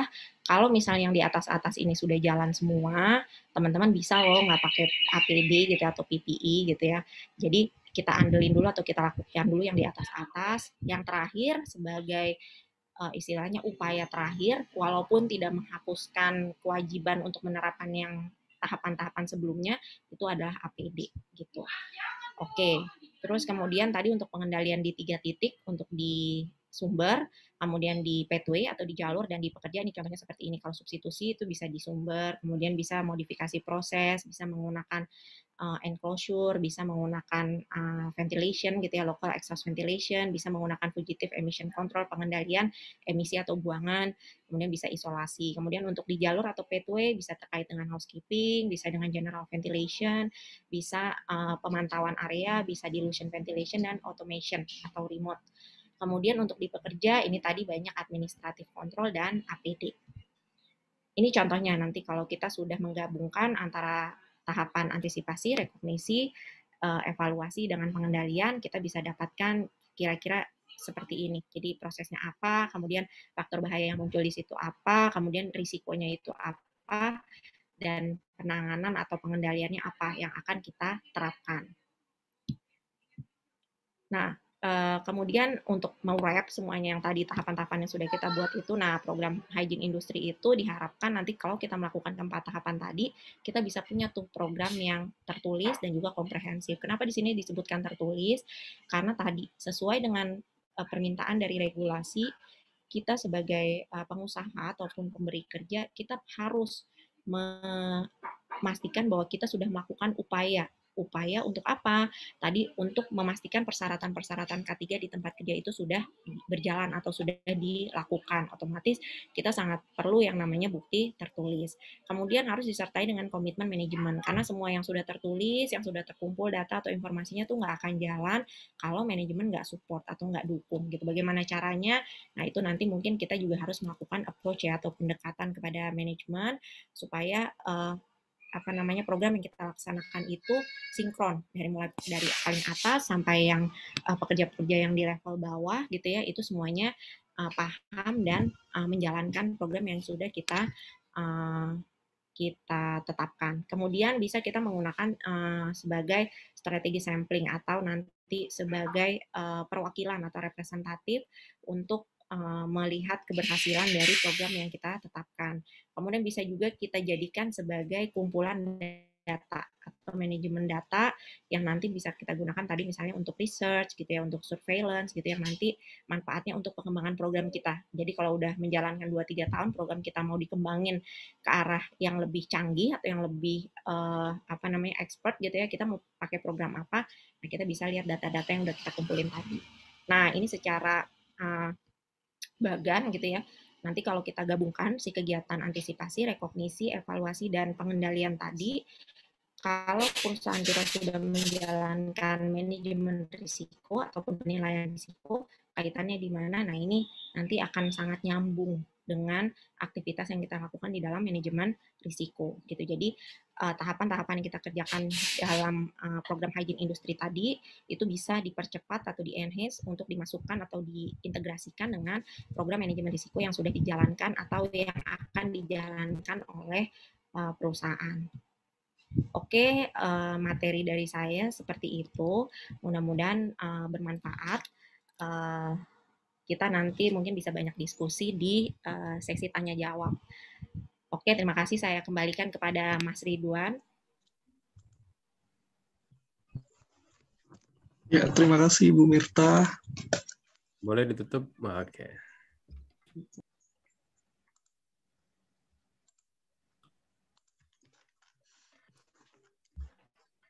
Baik, terima kasih atas presentasinya kepada Ibu Mirta Dwi Rahmarusti. Sangat menarik sekali topiknya. Berikutnya di session kedua, pembicara akan menjawab pertanyaan-pertanyaan yang sudah masuk di Q&A dari teman-teman semua. Namun sebelumnya, ada informasi yang penting buat Bapak Ibu semua. Oke.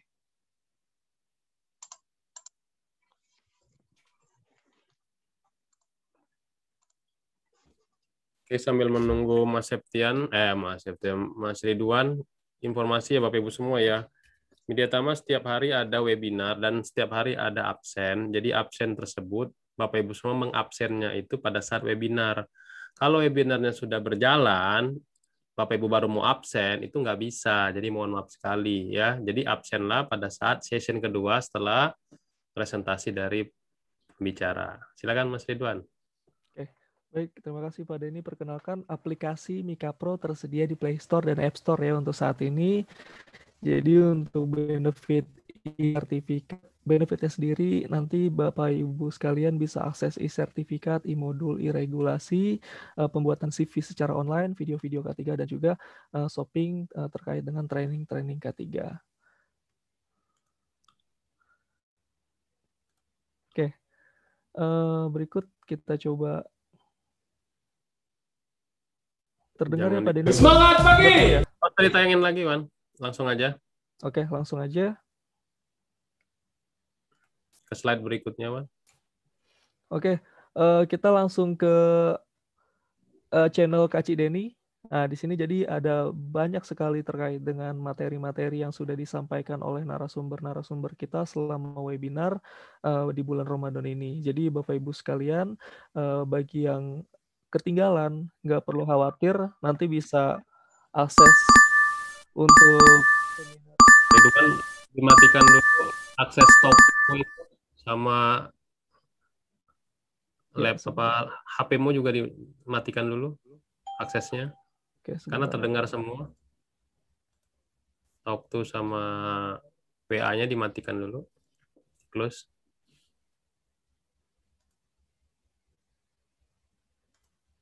Oke, sudah Pak. Nah, silakan dilanjutin lagi. Oke, kita lanjut lagi. Nah, jadi buat teman-teman yang ketinggalan, nggak perlu khawatir, nanti bisa ikut materinya dengan cara masuk ke channel Kak Cideni, ya, channel YouTube Kak Cideni. Jadi nanti di sana Bapak Ibu sekalian bisa akses video-videonya atau e-learningnya dalam bentuk video.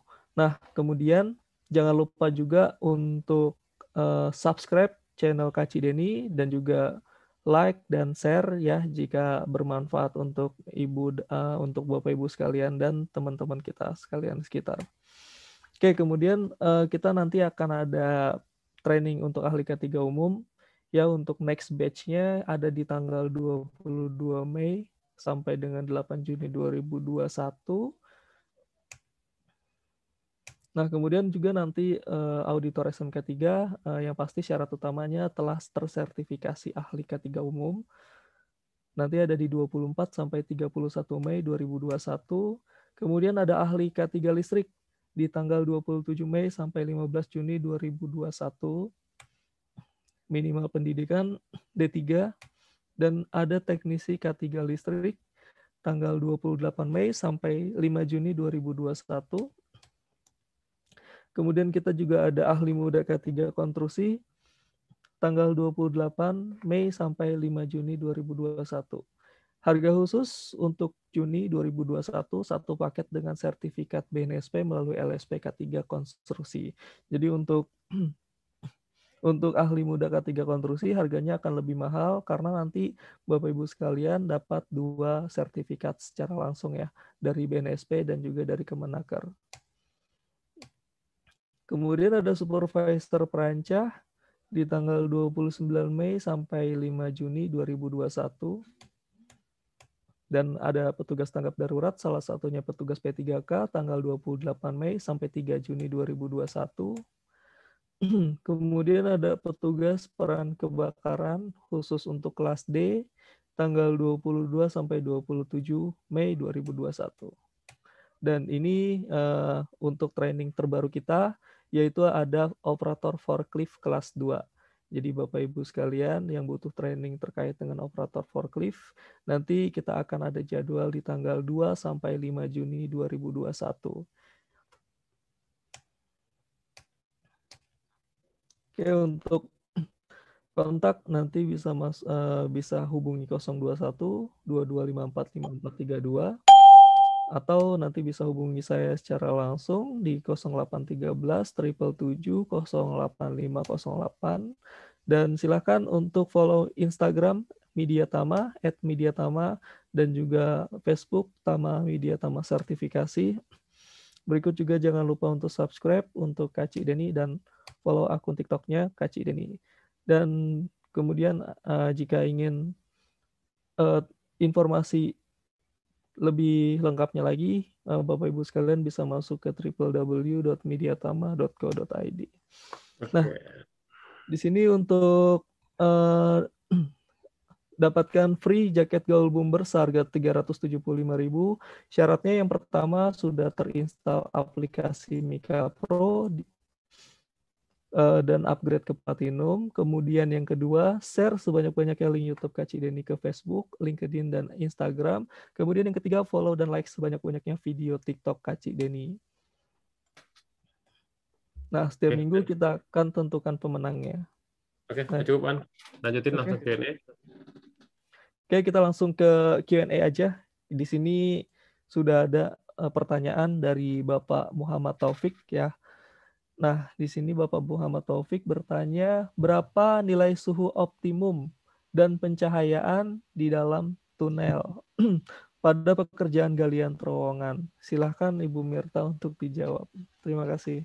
Oke, terima kasih Pak Muhammad Taufik. Ini pertanyaannya, berapa nilai suhu optimal dan pencahayaan di dalam tunnel? Ini untuk pekerjaan di terowongan ya, di galian terowongan atau bawah tanah. Nah, ini dia sebenarnya udah teknis banget ya, Pak Taufik.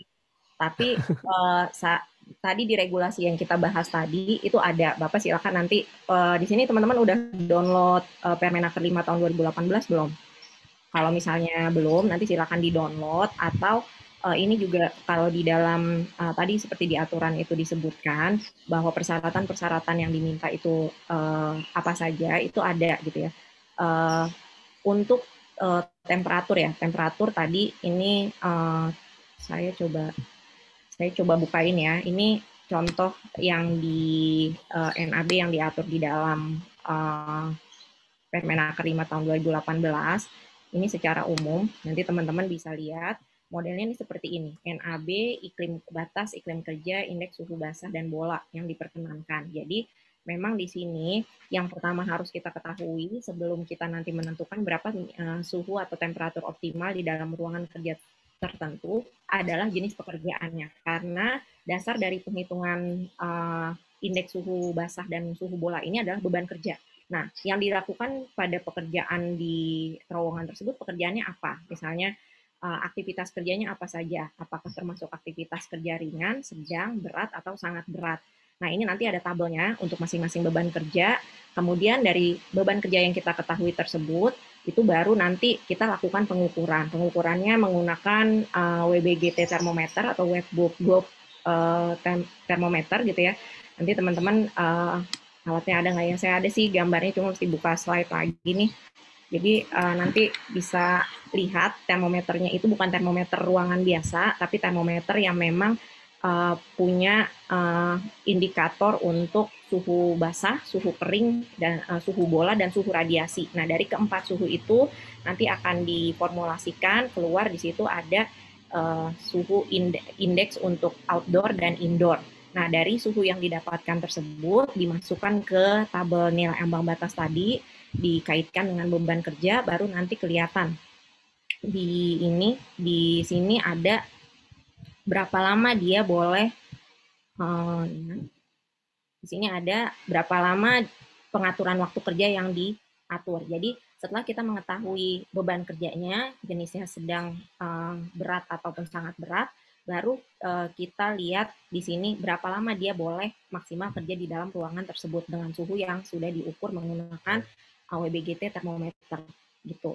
Kalau misalnya di sini diketahui misalnya katakanlah suhu di tempat kerja tersebut itu menunjukkan angkanya itu misalnya 30 gitu ya, 30 derajat gitu ya. Dan pekerjaannya termasuk bekerja berat karena menggunakan fisik terus-menerus ya untuk bekerja menggali gitu ya. Nah, ini berarti dia masuk di kriteria yang 0 sampai 25%. Berarti dari keseluruhan jam kerja misalnya 8 jam kerja, dia hanya boleh kerja menggali di dalam terowongan tersebut misalnya hanya 2 jam. Karena 25% sisanya dia istirahat atau mengerjakan hal lain yang beban kerjanya lebih ringan. Gitu. Kurang lebih seperti itu nanti membaca si tabel nilai ambang batas ini. Jadi memang harus dilakukan pengukuran dulu Pak untuk suhunya. Baru nanti disesuaikan dengan beban kerjanya, baru tahu deh batasan NAB-nya seperti apa untuk pekerjaan di terowongan. Seperti itu. Udah menjawab pertanyaan belum ya Mas Ridwan? Udah ya? Udah Bu. Oke. Oke, kemudian dari Pak Eko Pangistu, selamat pagi, izin bertanya. Pertanyaan mengenai pengukuran ergonomi untuk posisi mengemudi. Apakah ada tools untuk mengukur posisi atau sikap ergonomi untuk driver trailer? Terima kasih. Silakan Bu. Oke. Terima kasih Mas Eko ya. Pertanyaannya ini terkait dengan ergonomi ya. Kalau ergonomi udah pasti kan nanti yang akan kita bahas itu pasti postur kerja, kemudian posisi kerja gitu ya. Posisinya bekerjanya duduk atau berdiri atau tiduran. Ada nggak kerja yang tiduran? Ada juga ya. Misalnya kayak mekanik di bengkel kan sesekali dia mungkin harus memeriksa bagian kolong kan dia harus tiduran ya gitu ya. Jadi ada nggak sih tools? Nah kalau untuk ergonomi ini toolsnya banyak. Teman-teman juga bisa banyak dapat di kalau browsing di Google itu bisa dapat gitu ya.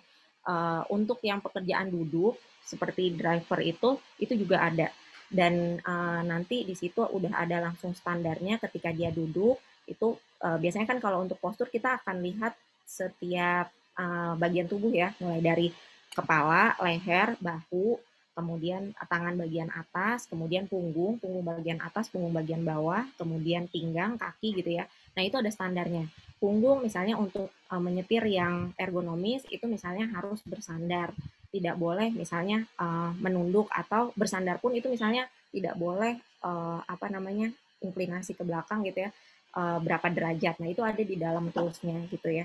Tinggal nanti dicocokin jadi untuk setiap postur itu kita masukkan ke dalam. Biasanya dia bentuknya worksheet gitu ya seperti formulir.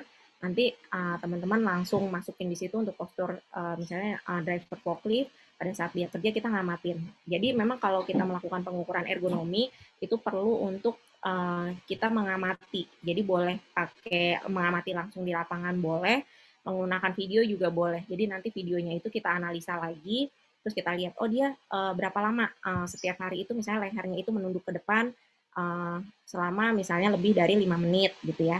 Nah itu ada toolsnya Mas Eko. Nanti saya coba cari kalau misalnya ada mungkin nanti bisa saya tampilkan tapi sambil jawab ini ya, sambil jawab pertanyaan yang lain. Jadi ada toolsnya, mungkin nanti cari ergonomic assessment tools for driver misalnya atau for sitting posture gitu ya. Jadi tools atau alat ukur ergonomi untuk posisi duduk. Nah itu ada. Silakan nanti cari juga. Saya sambil cari juga deh. Mudah-mudahan bisa menjawab.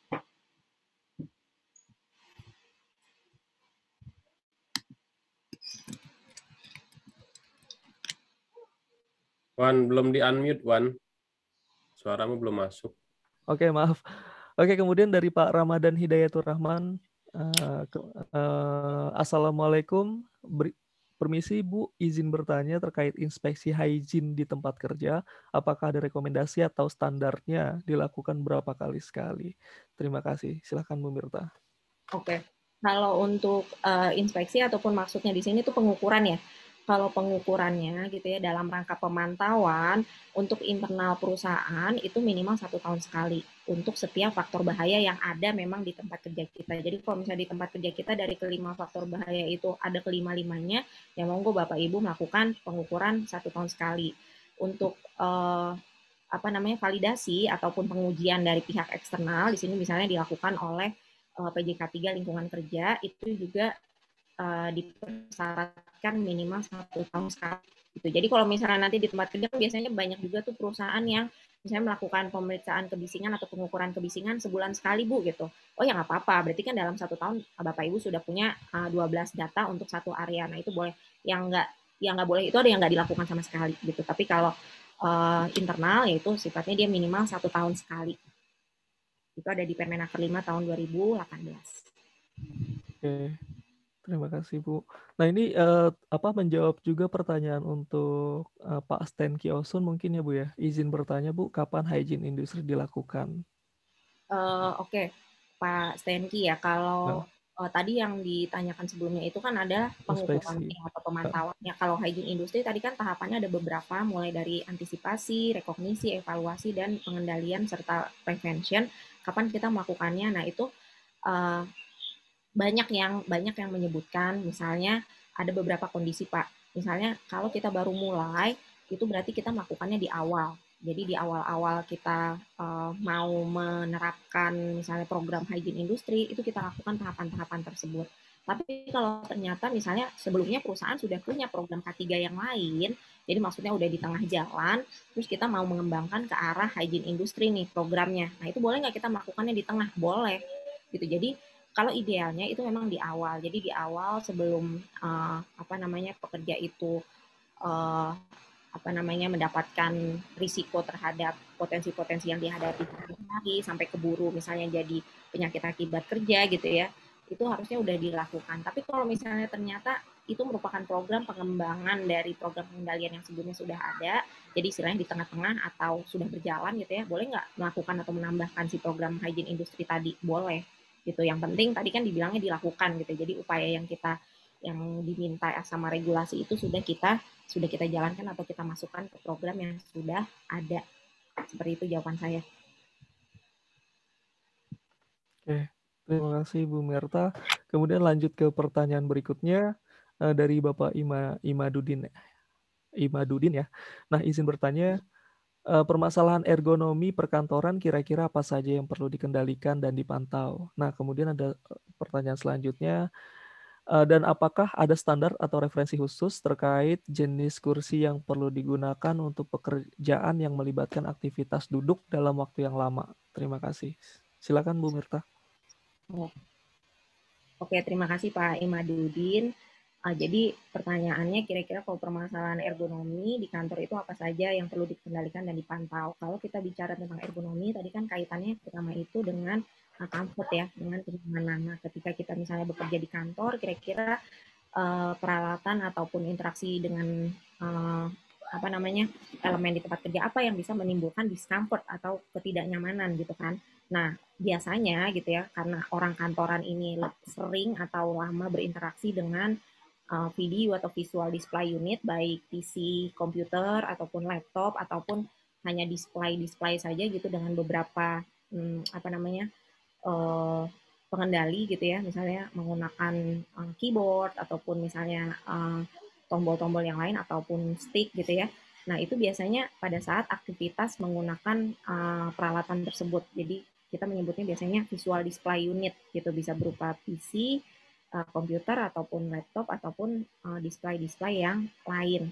Nah, itu biasanya karena pada saat bekerja menggunakan peralatan tersebut, misalnya PC atau komputer, itu biasanya kita berada dalam postur yang statis, alias nggak bergerak-gerak atau dalam posisi yang sama dalam jangka waktu yang lama. Gitu. Nah, itu biasanya yang akan menimbulkan keluhan-keluhan atau gejala-gejala yang merujuk pada misalnya kalau dalam ergonomi itu disebutnya musculoskeletal disorder ya, gangguan otot rangka gitu. Jadi kalau di kantor biasanya pada aktivitas seperti itu Pak, potensi bahayanya. Jadi pada postur statis yang dilakukan oleh pekerja gitu ya. Makanya ada yang menyebutkan untuk 2 for 20 gitu. Jadi setiap 20 menit itu harusnya kita break lah 2 menit gitu ya. Misalnya melakukan relaksasi atau peregangan-peregangan. Dari kursi pun misalnya bisa gitu. Saya ada sih videonya kalau misalnya nanti teman-teman mau lihat atau mau cari di YouTube, itu silakan cari nanti relaksasi video dari Kemenkes. Nah, itu ada cara kita melakukan relaksasi atau peregangan pada saat kita bekerja di workstation menggunakan misalnya komputer. Jadi setiap 20 menit kita relaksasi, kemudian juga mungkin kita bisa bagian tubuh yang lain yang mungkin mengalami kelelahan juga atau ketidaknyamanan, biasanya mata gitu ya, karena kita berhadapan dengan cahaya dari komputer gitu ya. Nah, itu bisa kita misalnya melihat yang hijau-hijau gitu ya, setiap jeda beberapa waktu kita misalnya senam-senam matanya dikedip-kedipin atau dipejamkan sambil kita misalnya tarik nafas gitu. Jadi relaksasi seperti itu. Nah, biasanya sih kegiatan itu ya yang banyak menimbulkan gejala atau keluhan yang terkait dengan ergonomi di perkantoran. Kemudian ada nggak standar atau referensi khusus jenis kursi yang perlu digunakan untuk pekerjaan yang melibatkan aktivitas duduk dalam jangka waktu lama? Ini ada, saya kasih contohnya ya, nanti Bapak atau Ibu itu bisa search lagi di Google untuk lebih detailnya. Sebentar. Jadi namanya nanti carinya Office Ergonomic. Office Ergonomic, nah nanti di situ tuh akan keluar gambaran tentang standar atau kondisi yang umum yang bisa kita jadikan acuan pada saat kita bekerja menggunakan video visual display unit di meja kerja dalam jangka waktu lama. Kelihatan nggak Bapak Ibu?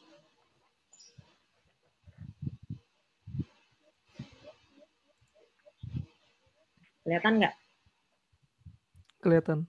Kelihatan ya. Jadi Kelihatan, di sini kalau misalnya kita lihat, kita bekerja menggunakan komputer, ini kayaknya gambarnya sih udah kurang update ya. Nanti silakan browsing untuk gambar yang lebih update, tapi di sini prinsip-prinsipnya tetap sama, bahwa misalnya kepala itu harus tegak, kemudian kan mata itu harus lurus dengan display yang kita lihat. Jangan di bawah, jangan di atas juga, jangan mendongak. Makanya kalau misalnya masih ada pakai yang model monitor di dalam meja tuh dulu kan pernah ada ya di beberapa perkantoran atau perbankan gitu ya.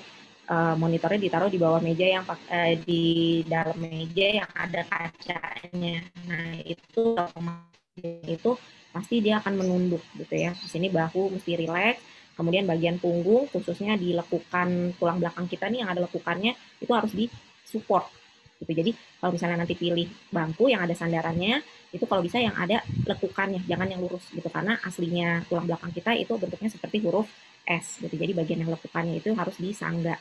Kemudian pada saat kita duduk, pastikan kaki kita ini juga lurus dengan kursi. Jangan kita ngedudukin kursi yang terlalu kecil ataupun yang terlalu dudukannya itu terlalu panjang atau terlalu lebar gitu ya. Nah, kalau misalnya sudut antara kaki atau kaki kita bagian atas ini, tungkai kaki dengan misalnya betis gitu ya, itu tidak tegak lurus. Nah, itu kita bisa pakai foot step atau ganjelan itu ya, atau dingklik gitu, supaya memastikan bahwa kaki kita ini posisinya tegak gitu. Terus, nah ini yang jarang nih biasanya di tempat kerja nih, biasanya kalau meja-meja zaman dulu gitu ya, kita perhatiin itu suka ada injekannya di bagian bawahnya. Nah itu orang banyak yang nggak pakai, padahal tujuannya injekannya itu supaya memastikan bahwa kaki kita dengan tungkai bawah itu tegak lurus gitu ya, tidak nggak terlalu dekat dan juga nggak kejauhan gitu ya. Tapi jangan samain sama injekan yang ada misalnya di tukang bakso ya. Kalau di tukang bakso kan kadang-kadang ketinggian, malah kaki kita mentok gitu ya. Kemudian posisi tangan juga teman-teman perhatiin pada saat menggunakan keyboard. Ini pastikan antara pergelangan tangan dengan telapak tangan tuh lurus gitu. Jangan telapak tangannya itu menanjak gitu ya. Kan ada juga yang begini ya, karena dia lebih tinggi jadinya seperti menanjak gitu. Nah ini bisa menimbulkan nanti kalau terus-terusan dalam jangka waktu lama kita bisa muncul keluhan seperti panas atau misalnya pegel atau bahkan bisa nyeri gitu ya. Nanti ada sindrom yang bisa muncul di terowongan karpal di dalam pergelangan tangan kita, ini namanya carpal tunnel syndrome, dan itu sakitnya bisa menjalar sampai ke bahu jika kita tidak memperhatikan postur pada saat kita bekerja menggunakan misalnya mouse ataupun keyboard. Nah, kurang lebih seperti ini Pak Imadudin untuk pada saat kita bekerja dalam posisi duduk di kantor. Dan bisa dipahami dan bisa dapat gambaran. Jadi kalau mau lebih lanjut nanti ada trainingnya khusus kayaknya deh Pak tentang office ergonomics gitu ya. Oke, terima kasih Bu Mirta. Selanjutnya pertanyaan dari Pak Sarwoedi. Bu, bagaimana menentukan vendor untuk pengukuran hygiene kerja? Apa saja yang harus diperhatikan? Terima kasih. Oke, terima kasih Pak Sarwoedi. Jadi untuk pertanyaan Pak Sarwoedi ini untuk melakukan pengujian ya Pak, pengujian terhadap faktor bahaya di tempat kerja atau hygiene di tempat kerja gitu ya. Kalau untuk pengujian yang dilakukan oleh pihak ketiga, itu pastikan bahwa pihak ketiga yang akan melakukan pengukuran atau pengujian di tempat kerja kita itu merupakan PJK 3 lingkungan kerja. Jadi PJK 3-nya, perusahaan jasa K3-nya itu merupakan perusahaan jasa K3 yang sudah ditunjuk oleh Kementerian Tenaga Kerja sebagai PJK 3 lingkungan kerja. Karena PJK 3 kan banyak macamnya. Dan otomatis ketika dia sudah atau disahkan sebagai PJK 3 lingkungan kerja, dia akan memiliki tenaga kompeten, yaitu ahli K3 lingkungan kerja yang juga sudah memiliki SKP atau surat penunjukan beserta lisensi untuk melakukan pengukuran atau pengujian di lingkungan kerja gitu.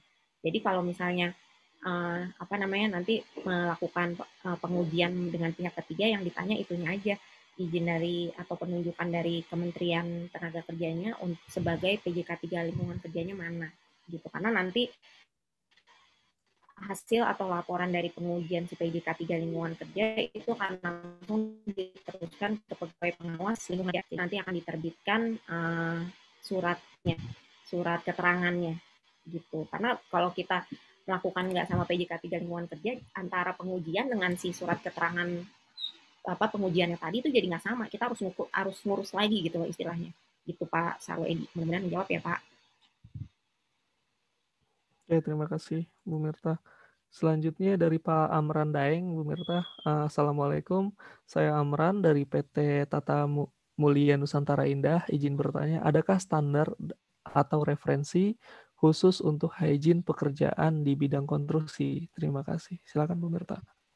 Oke, terima kasih Pak Amran.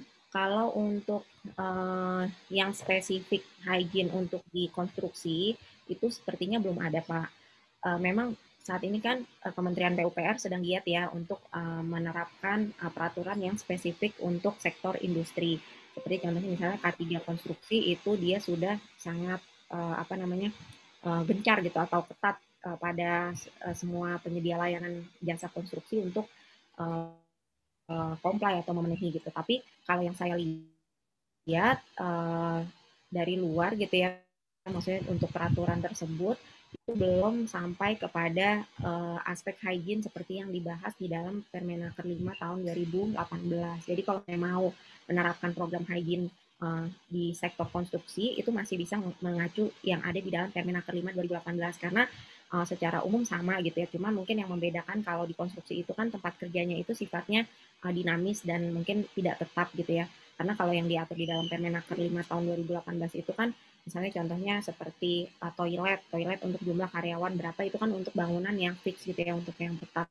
Nah mungkin Bapak bisa ambil minimum requirement-nya, jadi persyaratan minimalnya sesuai dengan misalnya peraturan yang ada di Permenaker untuk hygiene, misalnya tadi bangunan, kemudian ventilasi, kemudian toilet, kemudian locker room gitu ya. Kemudian tadi ada pasokan oksigen yang dibutuhkan gitu ya, atau tata letak dari tempat kerja, itu bisa ambil acuan umumnya itu dari Permenaker 5 tahun 2018 gitu.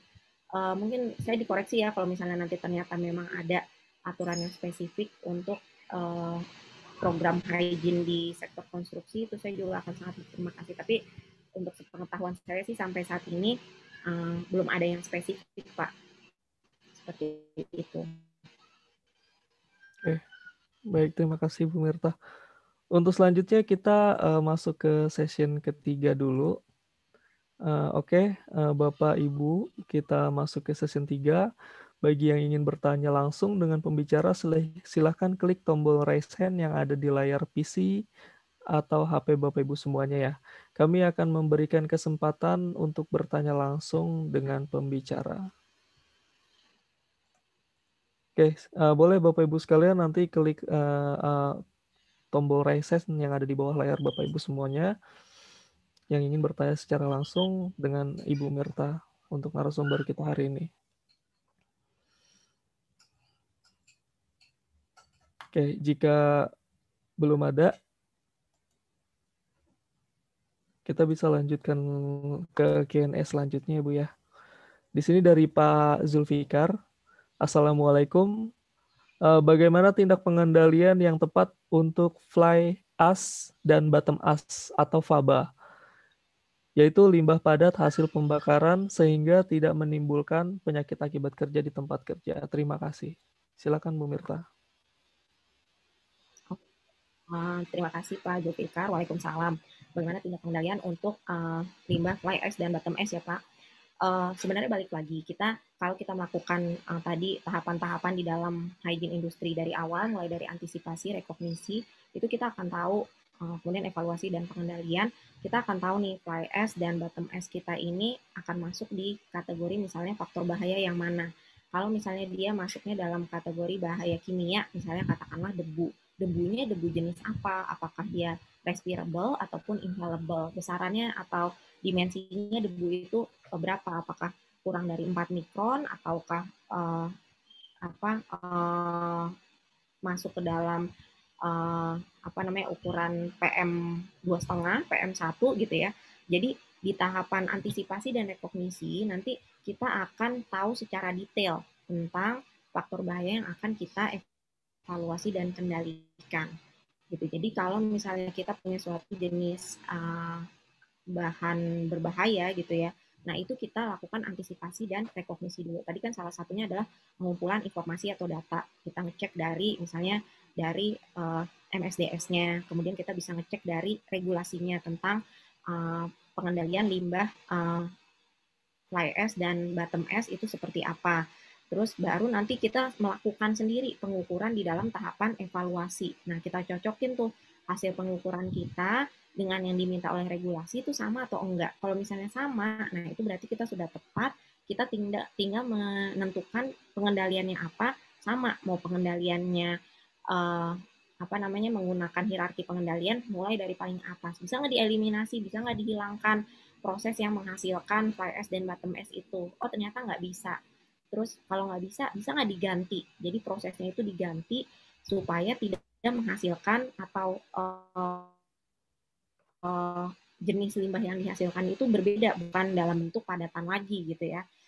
Ternyata nggak bisa juga. Nah, turun lagi ke engineering control, bisa nggak untuk misalnya insenerator ataupun dust collector-nya gitu ya, atau air cleaning device-nya di dalam ventilasinya itu atau pengolahan limbahnya itu dimodifikasi sehingga misalnya si debu-debunya itu terisolasi atau terkumpul di dalam satu media ataupun kolektor yang tertutup yang tidak bisa atau tidak memungkinkan pekerja di sekitar situ terpajan gitu. Jadi memang aspek untuk pengendalian itu tetap harus dinilai itu dari atas dulu, dari sisi eliminasi gitu. Kalau misalnya tidak bisa, silakan turun ke bawahnya, tidak bisa lagi turun ke bawahnya, atau kalau memungkinkan lakukan kombinasi. Misalnya saya melakukan engineering control, misalnya tadi melakukan modifikasi atau isolasi pada mesin pengolah limbahnya, dan saya juga melakukan misalnya administrative control, misalnya memberikan training pada pekerja operator mesin pengolahan limbah tersebut gitu, atau memasang safety sign kepada pekerja untuk jarak tertentu tidak mendekati area misalnya pengolahan limbah. Seperti itu sih. Jadi prinsip pengendalian itu sih secara umum sama ya untuk di setiap faktor bahaya, tapi yang perlu dibedakan tadi mungkin di bagian antisipasi dan rekognisinya, karena di situ kita ada proses pengumpulan informasi yang sesuai dengan masing-masing jenis faktor bahaya. Seperti itu jawaban dari saya. Mungkin belum terlalu menjawab ya, karena saya juga nggak mendalami tentang pengolahan limbah gitu. Jadi nanti mungkin Pak Zulfikar bisa browsing lagi gitu ya Pak, untuk jawaban yang lebih komprehensifnya. Seperti itu Mas Ridwan. Baik, terima kasih Bu Mirta atas jawabannya. Semoga menjawab ya Pak Zulfikar. Nah, untuk kemudian pertanyaan selanjutnya ada dari Pak Eko Pangestu Wibisono. Sebelumnya saya ingatkan terlebih dahulu bagi teman-teman Bapak Ibu semua yang mau bertanya secara langsung, boleh klik tombol raise hand yang ada di bawah layar Bapak Ibu sekalian. Nanti kita akan izinkan Bapak Ibu untuk bertanya secara langsung dengan narasumber kita hari ini, Ibu Mirta. Oke, langsung lanjut ke pertanyaan berikutnya. Bagaimana teknik pengukuran kebisingan apabila ada 3 mesin yang jarak antar mesinnya 5-7 meter, Bu? Apakah ada tools pengukuran kebisingan untuk mesin tersebut? Terima kasih. Silakan Bu Mirta. Oke, terima kasih Pak Eko. Ini juga teknis ya jawabannya tentang pengukuran kebisingan. Pengukuran kebisingan itu kalau kita mau mengukur kebisingan lingkungan, jadi pengukuran kebisingan itu biasanya ada dua macam, baik untuk pengukuran lingkungan atau tempat kerja ataupun kebisingan personal yang diterima oleh si pekerja. Kalau untuk pengukuran kebisingan di lingkungan atau di tempat yang statis gitu ya, itu biasanya kita menggunakan alat namanya sonometer, dan sonometernya itu kita letakkan di tripod, dan biasanya jaraknya itu dari sumber bising itu sekitar 1 meter gitu ya. Jadi jangan juga si peralatan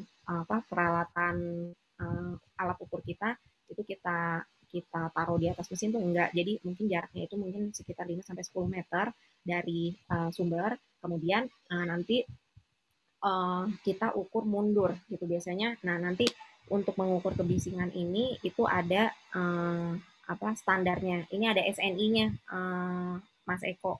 Nanti bisa di browsing cara pengukuran kebisingan di tempat kerja sudah ada SNI-nya. Nah, itu nanti kalau mau lihat jaraknya, maksudnya kebisingan yang menyebar gitu ya di area kerja tersebut, dari misalnya dari beberapa mesin dengan luas area kerja tertentu, itu kita bisa menggunakan yang namanya noise mapping gitu. Jadi kita nanti dari satu area kerja itu kita tentukan berapa sumber bising, dan di situ kita melakukan pengukuran di beberapa titik sesuai dengan kebutuhan kita dan kondisi di tempat kerja seperti apa. Nah, dari setiap titik yang kita yang sudah kita ukur, sudah kita dapatkan hasil intensitas kebisingannya, itu bisa dimasukkan ke dalam program atau software. Nah, nanti dari software tersebut itu akan muncul gambaran seberapa besar tingkat kebisingan dari mulai paling dekat dengan sumber sampai yang menjauhi sumber. Gitu. Jadi nanti gambarnya biasanya kalau kebisingannya yang tinggi itu warnanya merah, lama-lama dia jadi orange, kemudian jadi kuning, baru nanti akhirnya hijau, alias dalam batas aman pajanan kebisingan gitu. Jadi nanti ada toolsnya, itu bisa dimasukkan di biasanya kebisingan sih memang titik sampelnya itu perlu banyak, karena kan bising itu adalah gelombang yang merambat ya, jadi dia menyebar gitu. Jadi untuk tahu dari mesin A yang ada di dekat pintu gerbang itu ke area sana bertambah ada beberapa mesin lagi. Nah, kalau ada di situ ada control room, di mana di situ ada pekerja. Nah, pekerja dengan jarak sekian itu kena pajanan berapa. Nah, itu bisa menggunakan toolsnya itu misalnya contohnya noise mapping. Tapi setahu saya sih memang untuk software kebisingan itu rata-rata masih berbayar ya.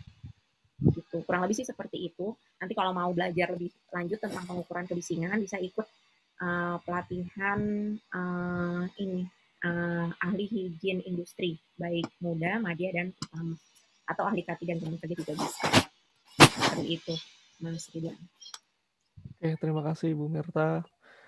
Oke, untuk selanjutnya ada dari Pak Eko juga, Bu. Dari Pak Eko Pangestu Wibisono, selamat pagi. Izin bertanya, terkait pemeriksaan kesehatan mental, Bu. Apakah ada tools yang direkomendasikan? Bu Mirta, apakah ada tools yang direkomendasikan Bu Mirta untuk pemeriksaan kesehatan mental untuk mengetahui tingkat emosional pekerja? Terima kasih. Silakan Bu Mirta. Oke. Seperti tadi saran saya, teman-teman silakan nanti download Permenaker 5 tahun 2018 beserta pedoman teknisnya gitu. Jadi di dalam pedoman teknis itu semua sudah dilengkapi dengan toolsnya. Jadi untuk yang khususnya yang untuk faktor ergonomi dan faktor psikologi itu di sana ada tools. Kalau untuk ergonomi yang dicontohkan di situ Rula ataupun Reba. Kemudian untuk yang di faktor psikologi itu ada namanya kalau nggak salah DAS 21 atau DAS 42 ya. Jadi sudah ada toolsnya disediakan di sana, walaupun itu tidak mengikat ya toolsnya. Jadi kita sebenarnya bebas mau pakai tools apa saja, tapi di sana sudah ada contohnya gitu atau yang mudah untuk dipakai. Saya juga ada sih contohnya untuk beberapa tools untuk mengukur tentang faktor bahaya psikologi ya. Faktor bahaya psikologi kalau yang diminta di dalam Permenaker 5 tahun 2018 itu itu adalah sebentar. Jadi toolsnya udah ada, udah disediain. Nanti silakan Bapak Ibu download, dan itu bisa didapetin juga di Google.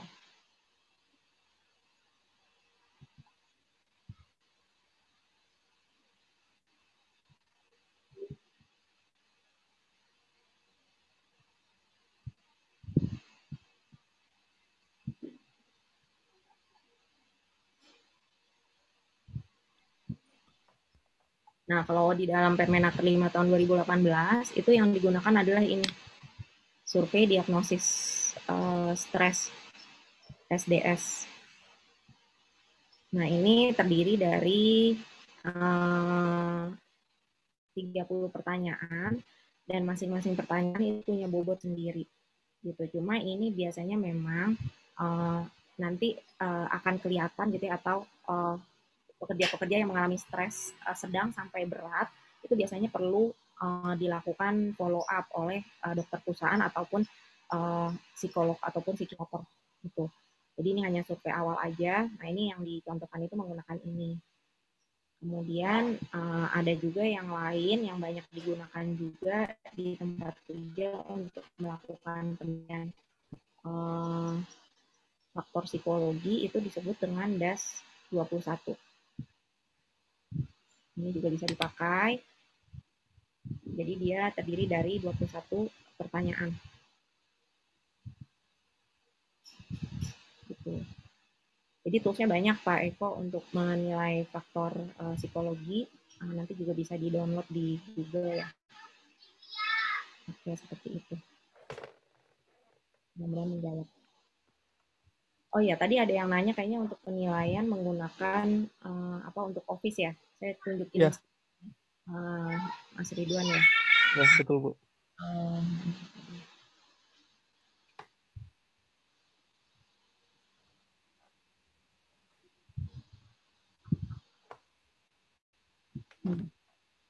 Nah, nanti untuk tools ergonomi untuk di Office, ini bisa pakai Rosa namanya. Nah, Rosa ini seperti tadi yang ditanyakan, kalau kita banyak bekerja menggunakan kursi gitu ya. Nah, ini ada standar-standarnya.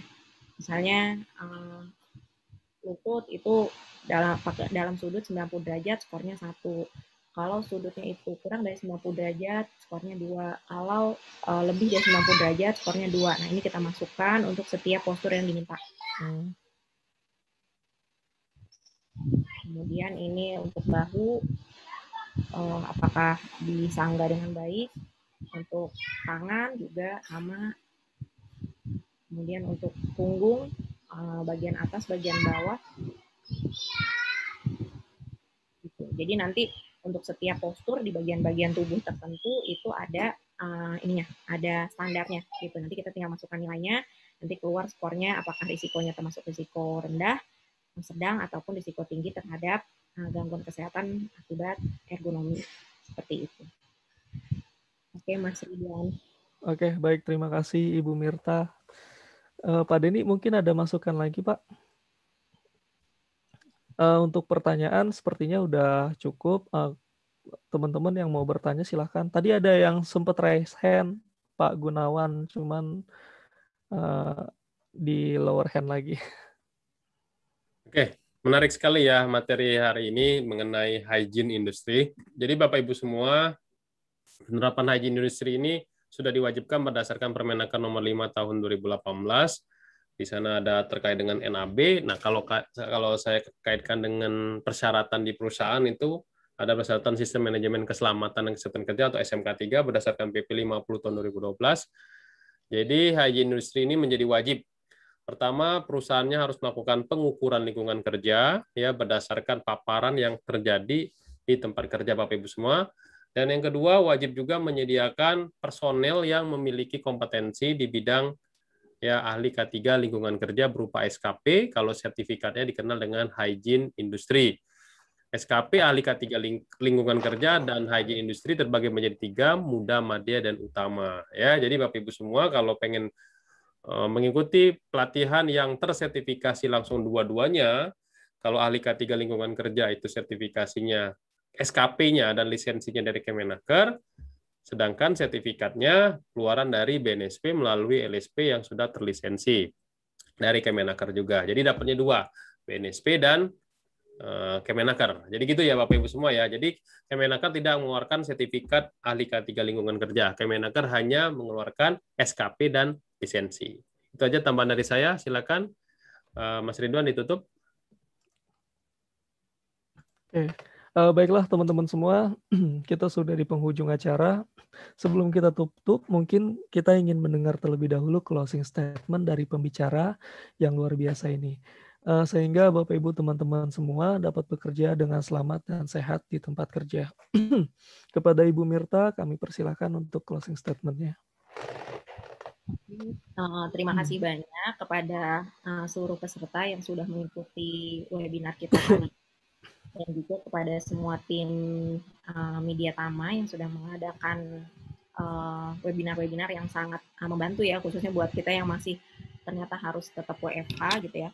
Mudah-mudahan dari paparan yang tadi saya sebutkan, teman-teman bisa mulai memikirkan kira-kira program hygiene industri apa nih yang bisa kita lakukan duluan gitu ya. Karena nggak harus loh ya, semua program-program kan misalnya dalam SMK 3 kita punya program, di keselamatan kerja punya program, di hygiene punya program, nanti aduh kok kayaknya banyak banget gitu ya. Enggak sih, itu bisa berdasarkan prioritas kok teman-teman. Jadi teman-teman misalnya melakukan antisipasinya dulu, monggo sambil jalan itu dibarengin ketika misalnya mau melakukan inspeksi atau patroli K3, mau nih sambil melakukan antisipasi, kan nanti bisa ya sambil ngobrol sama pekerjanya gitu ya, sambil nanya-nanya kira-kira apa aja sih yang mereka hadapi, misalnya kaitannya sama faktor bahaya yang 5 tadi gitu ya. Jadi tentukan prioritas pada saat kita menjalankan program, kemudian sesuaikan dengan tujuan, atau misalnya perusahaan saat ini misalnya mau fokus di keselamatan, ya udah berarti nanti program hygiene industrinya ikut aja yang fokus dari perusahaan dulu, keselamatan dulu, mungkin nanti 2-3 tahun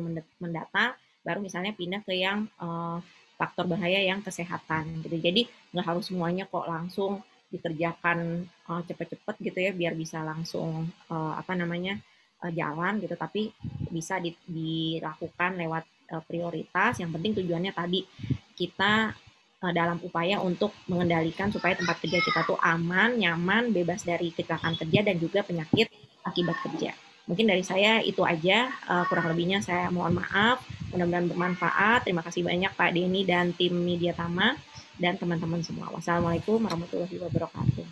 Waalaikumsalam warahmatullahi wabarakatuh. Wah, luar biasa materi kita hari ini. Masih banyak pertanyaan-pertanyaan yang belum terjawab. Teman-teman semua dapat mengirimkan email ke email yang tertera saat mendaftar webinar. Kami mengucapkan terima kasih yang sebesar-besarnya atas kesediaannya untuk instruktur, khususnya untuk berbagi ilmu, sharing-sharing terkait dengan topik hari ini yang sungguh luar biasa. Kami doakan semoga Ibu Mirta diberikan keselamatan, kesehatan, diberikan rezeki yang berkah berlimpah dan kebahagiaan. Amin. Bagi teman-teman teman-teman semua yang sudah mengikuti webinar ini dari awal sampai dengan akhir, kami mengucapkan terima kasih. Semoga ilmu ini dapat bermanfaat di tempat kerja Bapak Ibu semua. Lebih dan kurangnya saya mohon maaf. Saya Ridwan sebagai host dan juga Pak Denny. Saya akhiri billahi taufik wal hidayah. Wassalamualaikum warahmatullahi wabarakatuh. Selamat berjumpa di webinar Media Tama berikutnya. Waalaikumsalam warahmatullahi wabarakatuh. Bapak Ibu semua ketemu lagi nanti jam 13. Materinya sangat menarik yaitu penyalur petir ya. Bagi Bapak Ibu semua yang penasaran apa itu penyalur petir atau orang awam dikenal dengan istilah penangkal petir ya, yang dipasang di atas-atas rumah atau atas gedung. Kita akan bahas nanti jam 1 siang. Terima kasih. Assalamualaikum warahmatullahi wabarakatuh. Waalaikumsalam. Terima kasih Bu Mirta. Sama-sama. Terima kasih Bu Mirta. Sama Pak Denny, Mas Ridwan.